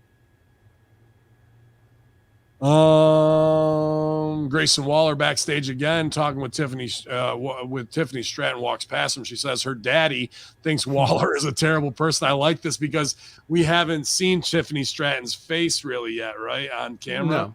So we get to see her, obviously easy on the eyes from behind as well, but we see the character and we maintain that game of not revealing, but she gets her shit in on him too, which is interesting because she's supposed to be coming in as a heel, but she's healing on the heel, so we kind of like her. I don't know if that was the right choice comedically and debut wise it worked. I don't know if the line was right. A heel is a heel even if they're healing on a heel. That's the way it is. So I'm tired of all this heels all get along bullshit. That's old and needs to get retired too. She made us laugh, and that's not. Yeah, and also because you remember how it's supposedly reported that they are dropping the daddy gimmick, and I said, yeah, just like they dropped the Joe Gacy SJW gimmick, right? They say they're not going to go through with it, and then week after week after week of promos, her mentioning daddy like 5 times in 30 seconds per promo, and then she gets her one line in here which has daddy in it. So obviously don't believe everything you read on the internet, guys. Just saying. I'll play Daddy Warbucks. I could pull that shit off. Definitely could. Get those contacts that like just cover up the pupils. And I just don't. I don't know if it's that they kill those, but they devolve them. They have them at a dangerous and cool level that would get people to tune in. Well, and if they cause even a little bit of controversy, we're not getting rid of it, but we'll definitely water it way the fuck down. You say that, but there was nothing in that controversial in the first place. All she ever did was say like, my daddy my daddy says I can do whatever I want. My daddy buys me this and my daddy buys me that. It's like everyone else read the sexual weird stuff into it. None of it was ever stated or even really implied. It's exactly what a rich girl would say is my daddy. It's just, I think it's them. I think it's them being marks and selling for Brian Alvarez that caused it all. It has nothing to do with the gimmick. It's right. Maybe Brian was trying to get it canceled or whatever, or he wanted to take credit for something that was never going to happen. But the reality is, it's like the WWE's not going to listen to Brian fucking Alvarez. Bro, they did 90% of what I laid out for Brock and Sammy last week. They're listening. But you're not Brian Alvarez. Well, I never beat Man Beast. That's true. Well, or did you? I don't remember either. Well, the guys did. I didn't get the pick. Yeah. Then we get Tony D'Angelo. Oh, forget about it. Who gots? Versus Andre Chase. This guy, Andre Chase, is a new hire, man, but he looks like he's ready for the main roster. Hold on, I got a cough button. Physically, maybe not in ring, but Andre Chase, right? Like the guy looks, decent enough. We go back to the ring. Tony comes out to the pop. Tony's carrying his War Game souvenir in a glass case. Pete Dunne's mouthpiece. Okay, whatever. Dunne heads to the ring as D'Angelo heads to the ring as we go back from commercial. Then we get back from break, and they're making this mistake on every show. These do an entrance, go to commercial, come back to a promo, guys in the ring for 4.5 minutes. Let's fucking go now, right? Like that's so bad. Go commercial, seg, entrance, let's go. But they're outside with all the props. There's a fire extinguisher. There's a garbage can that's never had garbage in it. More kendo sticks. Yes. Hey, somebody just 2 kendo sticks in the parking lot. Yeah. No reason. To knock that barrier over. Like, dude, it just looks all phony and set up and wrestling bullshit, dude. You know what I mean? And Raquel Gonzalez is losing her cool about these little girls. And even later, we get a promo with her in the locker room where, again, this is developmental, and we're trying to say, Raquel, I need you to turn it up to 11. And she's trying to and punch in the lockers and shit like that or whatever, but it just is an overflow of emotion, and it's not channeled, and it doesn't have focus. And that's all right in developmental, because you're just trying to see how hard you can make your instrument sound. You know what I mean? And we can tighten that up. At least we can get that out of her. We know she's got that in her, so I didn't have a problem with that. But we go back to the match. And Andre Chase makes his way to the ring while Alicia Taylor does introductions. D'Angelo decks Chase and knocks the item right away. Then they go to work. There's a lot of just punch kick back and forth with keep alive for Chase to look athletic until D'Angelo delivers a Northern Lights suplex with a twisting neck breaker for a pin to win. I was sketched out on that, bro. Like, everybody's hooking these Northern Lights and whatnot. They work the buckles good. I like that.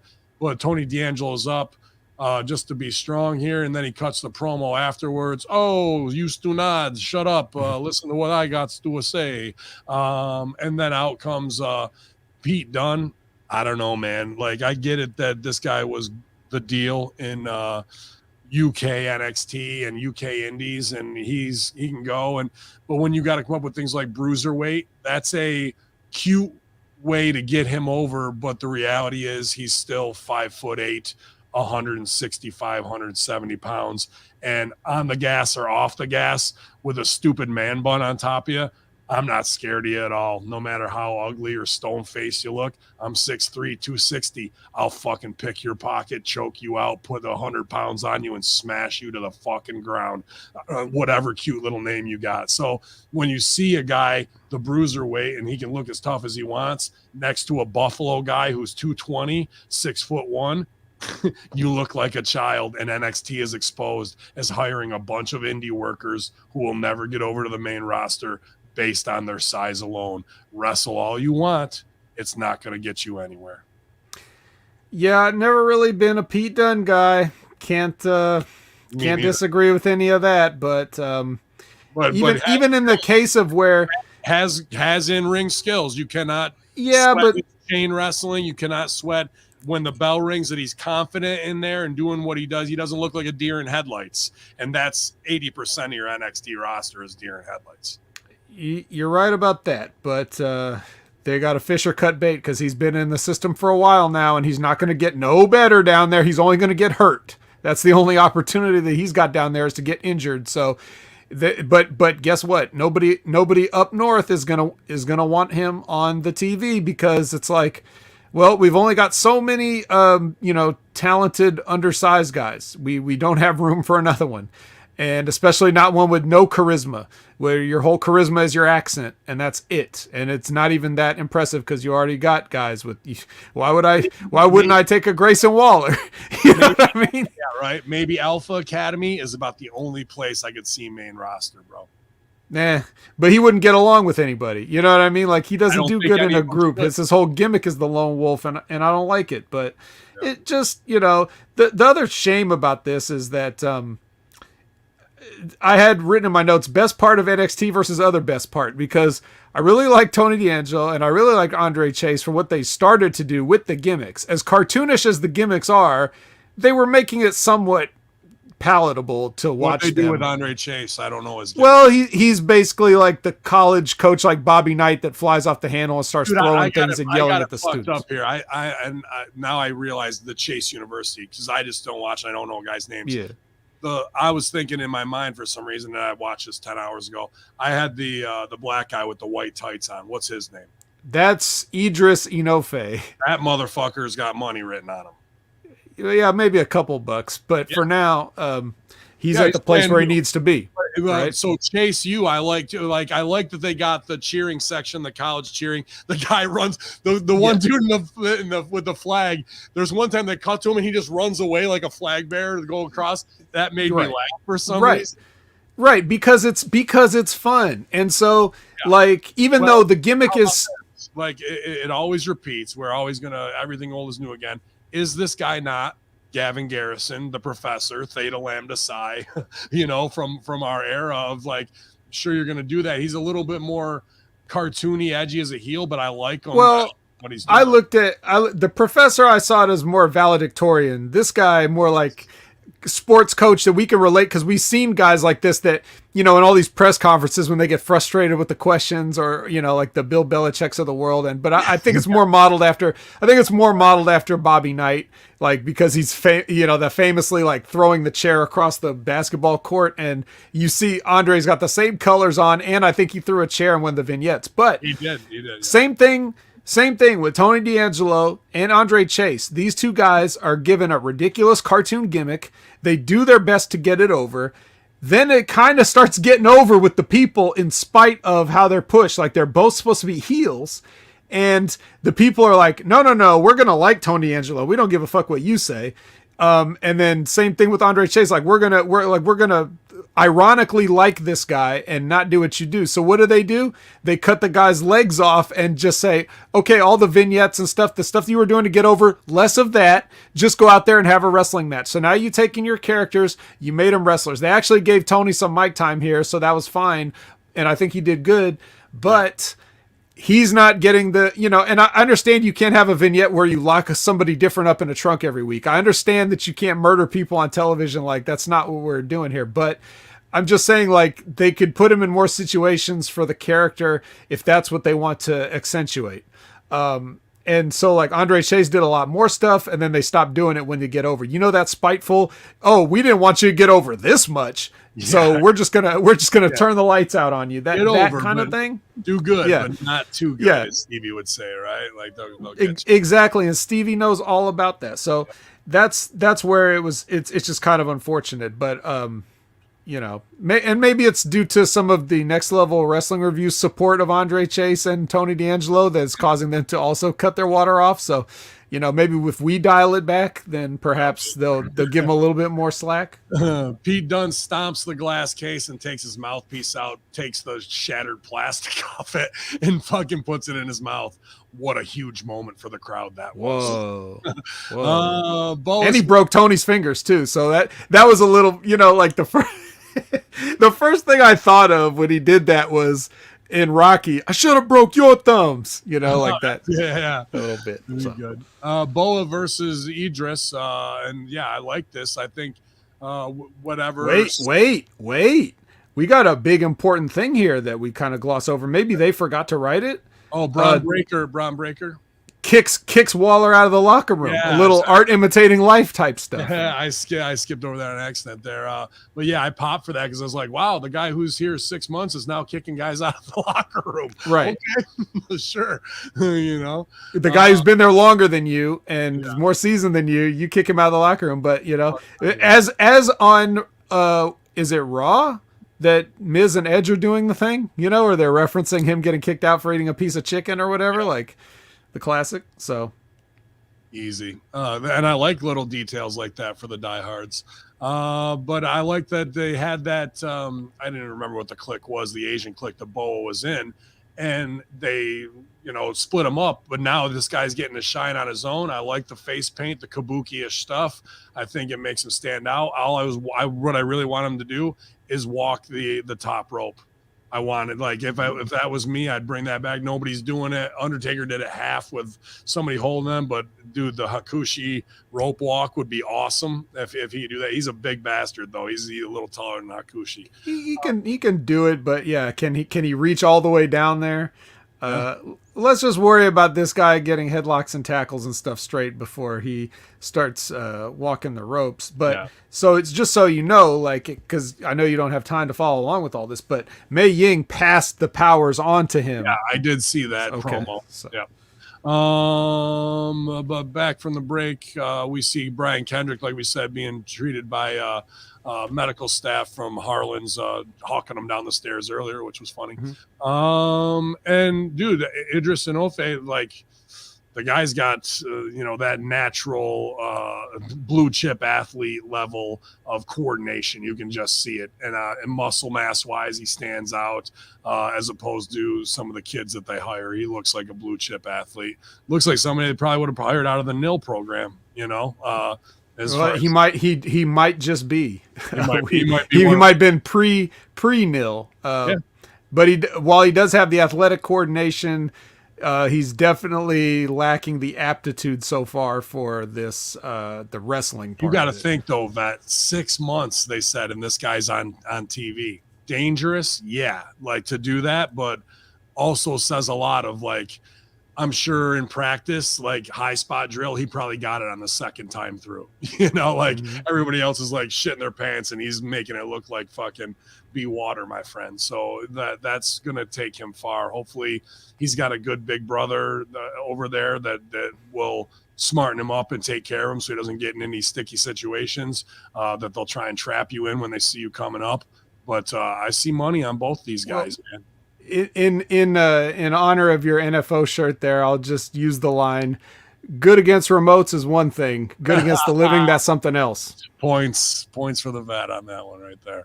But Boa follows up with a roundhouse kick and the pin to win here. I thought we could have had something a little cooler than the roundhouse, even though it looked good. And Boa throws a nice kick. He did the step over roundhouse while he's down on one knee, and he came in, and dude, this is where the dude is green. He doesn't get his hand up to block the kick, but you see Boa come around and spot the kick blind and get his head around, and he just raises his foot to graze the top of the dude's head, and it looks damn real until they show it on slow-mo, and then I'm like, okay, it was safe, but it looked good on slow-mo even. He did make full contact with his head, so that was good, but it's like when you do that kick correctly in a working way, it's more like getting slapped with a foot than like a full-on thrust of a kick. So it ends up being safe, even though it doesn't look comfortable. And I'm sure it's not comfortable. Nobody wants to get slapped with a foot. But dude, I took that boot at 2CW the first night, and my jaw was dislocated for fucking 4.5 weeks. Well, you moved, kid. Oh, I didn't put my own fucking stupid fuck. You moved, kid. My bad. I need a cigar right now. After the match, Boa stands tall, music hits, and then Boa poses at ringside rep segment. Raquel's pacing in the locker room. Like I said, she's smashing fucking lockers. I would have liked it if like Road Dogg or somebody would have come in and be like, hey, take it easy on the lockers, okay? We got to fucking pay for those. Like, it's like kind of alleviated, but instead she's just pissed off. And next week we're going to have another street fight. Street fight? Right, next week. The wrestling business? Street fight. No, come on. Street fight. Who's having street fight? You heard about this? You read about this? Then we get Jack Off Time versus the Grizzled Young Vets. Out comes Jacket Time, Kushida, and Kiko Manjiro. Kushida and Gyro hit the turnbuckles and pose. From the back, we get Grayson Waller outside by LA Knight's Corvette. Looks like a woman's in the passenger seat. Waller brags about how this will be a great view. He drives off, and we see Knight laid out on the ground. Officials rush over to check him as Waller speeds away. We go back in the ring, and Jacket Time's facing off with Grizzly Young Vets, James Drake and Zach Gibson. How do you feel about kidnappings, assaults, and vehicular, theft on camera? It's just another pro wrestling tradition of filming your crimes. Just make sure you document every crime that you commit, and we'll have no follow-up or repercussions whatsoever for it. Nope. Then it's Kushida with Drake. Kushida shows him up, and Drake gets pissed off. They get calmed back down. They do some bits back and forth with that. I don't want to read through all this. Kushida sells a shoulder injury, and then GYV go for their finishers. Kushida sends them both before the Creed brothers come out because this is how we show the tag team division. I don't mind. This is kind of Rob Conway-esque and developmental, how he was teaching us. And they rushed to attack Grizzled Young Vets, but they put the brakes on as Grizzled Young Vets put their hands up. Whoa, we're veterans. We beg off. Some bullshit FTR stuff. Jacket Time runs and leaps out, taking GYV to the ground as Creed Brothers look on. Then Gyro goes to the top and hits the move on Drake for the pin to win. I'm surprised that they put him up that way and not Eli and not Drake, but whatever. I'm not. But I gotta say, like, I gotta say, man, like I say every this is not necessarily the most shining example of it. I still think they did a good job, but I think the Grizzly Young Veterans are the unsung best tag team probably working right now. That really isn't that I don't think they get the credit for what they do because I like the other guys from Imperium better than them.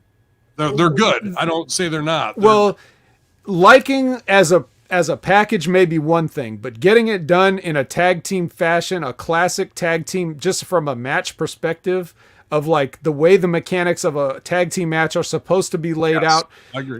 They are unquestioned the best. I know everybody likes to talk about FTR, especially FTR, but when I watch FTR, I'm always seeing them saying, like, to me, like, to my eyes, what I'm seeing is, look how much tag team wrestling stuff we know. Look at it. Look at it. Like, I don't think they're that great. They are good, but only to a point. I think the Grizzly Young Veterans are more like what we were what was ingrained in us in our training and the classics and stuff. Like, they're the closest thing to that. It's like guys like them, and like they don't do it so much anymore, but it's not their fault. But like the New Day and the Usos are great tag teams as well. They're really good at that stuff. Did you see that beautiful hot, like the falsy? They get them in, kick them back off. They stop the tag, pull them back, kick them off, come back through, go to cut them off again, shit can them. Other guy comes around, pulls Orton down. So when he goes for the hot on Riddle, I was like, dude, if Rip saw that, he'd be fucking pumped right now because it's very rare that we get the 6-part false tag fucking. The New Day back when they were heels, like somewhere around the 2015-ish time, they had some of the best tag team matches I've seen in the modern era, hands down. I would agree. They were just that good, and a lot of them were with Usos, but they did it with a few different teams. Grizzly Young Veterans doesn't have anybody to work to that caliber. They have to carry all the time, and so they're not going to get the credit. They're not going to get the views, as Grayson Waller would say. Well, you're going to keep those guys around because you need them to elevate your rookie tag teams so they understand the timing and get it. And Zach Gibson is like, they won't do it, but he has all the ability to be a main event player. Like, if Seth Rollins can do what Seth Rollins is doing, Zach Gibson could easily be in the Seth Rollins spot, but they're not going to give it to him because he's just not, whatever reason. But yeah, so I even in this match, it was just like it was like a tag team match on Fast Forward. It was just a TV match. They don't have time to let things breathe and to take their time with it. They just had to hurry up and get through the spots so that they could, further the angle or whatever. It wasn't really about the match, but even that, good match here with Jacket Time. Jacket Time's up, big baby face, yada, yada. Then we get Roddy Strong walking backstage with Malcolm Bivens as they're approached by Trick Williams and the NXT North American champ Carmelo. Trick makes a comment about Strong not being the A champ of NXT. Hayes wishes Strong good luck in the main event and tells him don't miss. Bivens says they don't believe in luck, but it looks like Trick and Hayes might need some. Bivens and Strong walk off. Trick and Hayes see Dexter Loomis drawing left nearby. A drawing left nearby.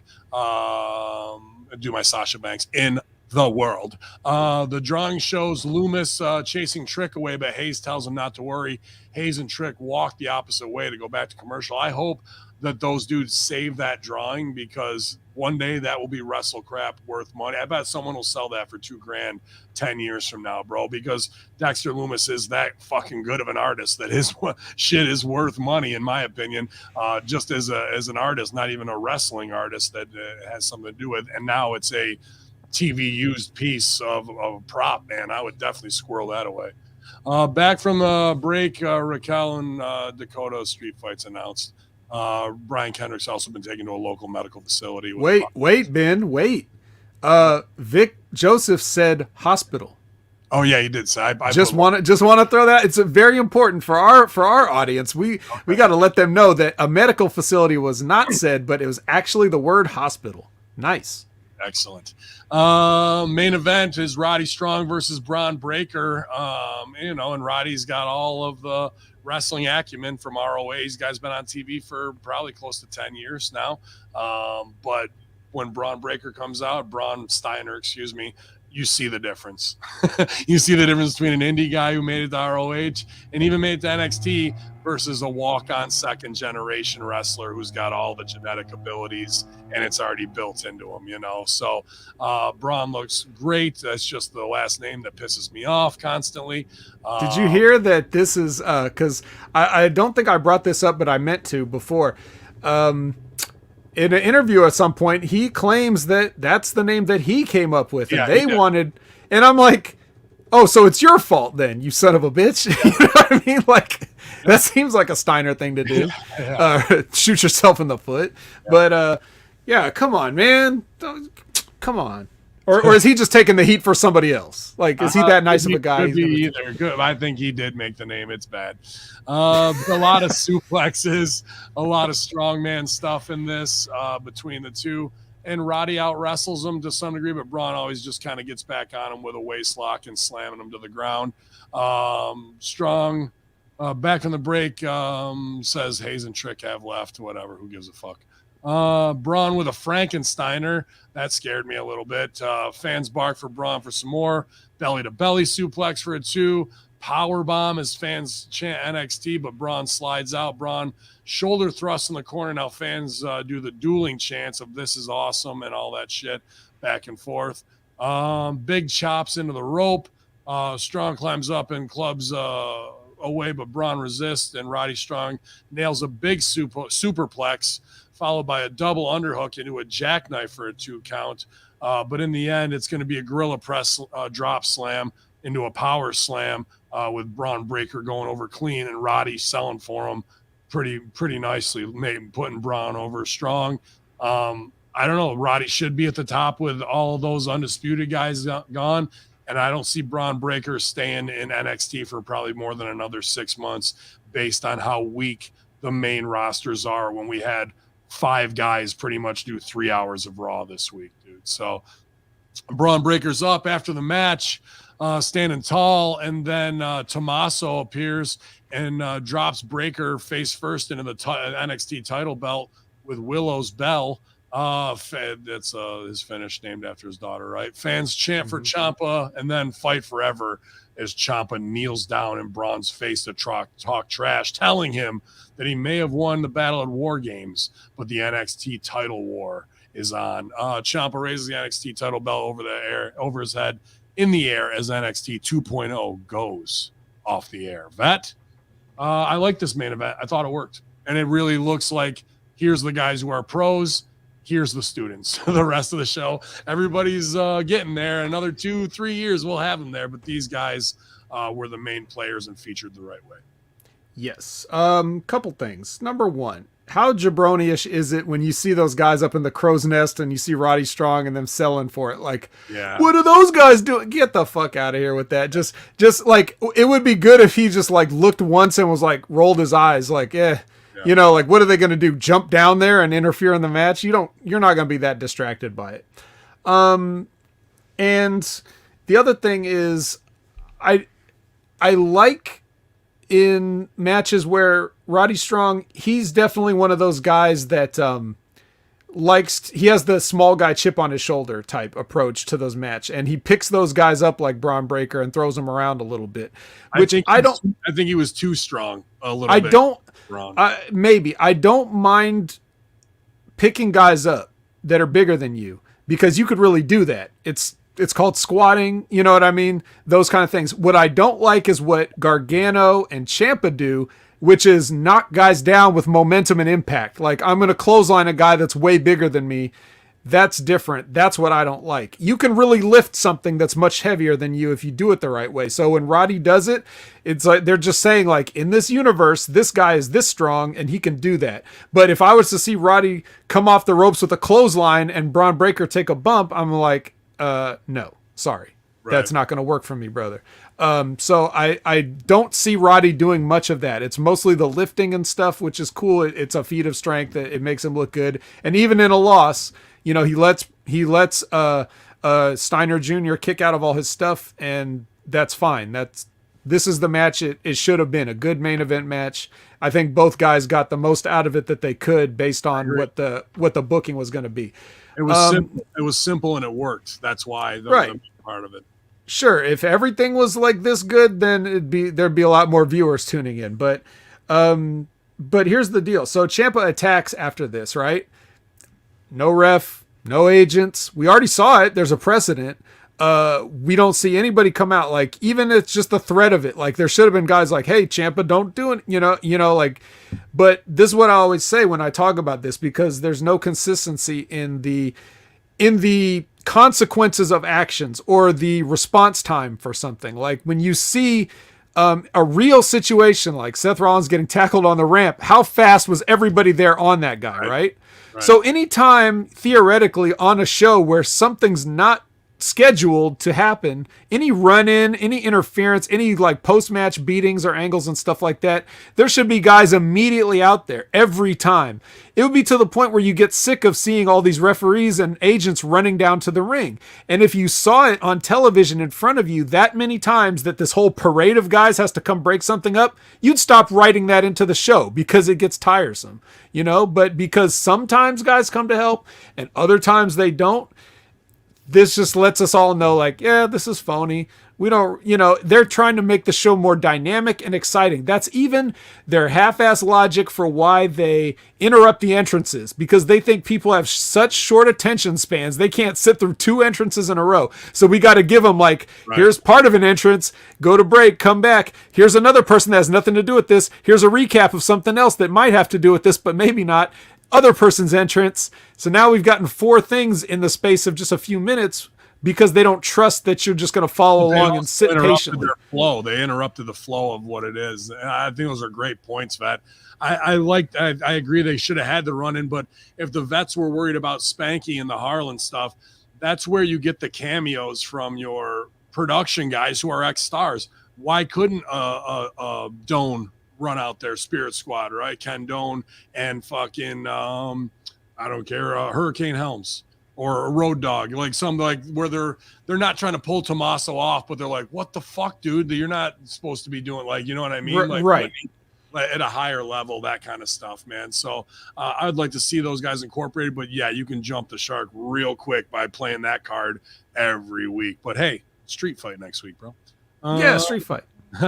Big shout out to Austin Montgomery, just checking in here at the end from Louisville. I want to say big shout out to all of our friends and family in Kentucky, man. That devastating tornado that ripped through Mayfield and other parts and is taking a lot of lives and taking a lot of homes and crushed Christmases and whatever. If you guys can help out in any way, I know Red Cross, I don't really trust them after how bad they botched Houston and every other fucking thing, but do what you can if you in this time of charity to maybe help somebody out this holiday season in that Kentucky, Illinois area, Indiana, who's possibly lost everything, and be thankful for what you got and thankful that we can watch some shitty wrestling, telecommunicate with each other, and tear down some bullshit creative instead of being sucked into the sky by 230 mile an hour winds.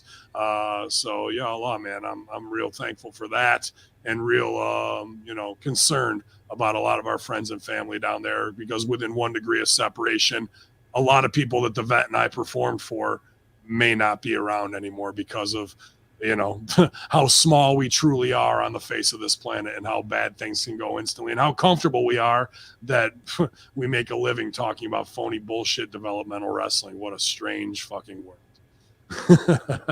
But yeah, thanks to everybody who joined us here.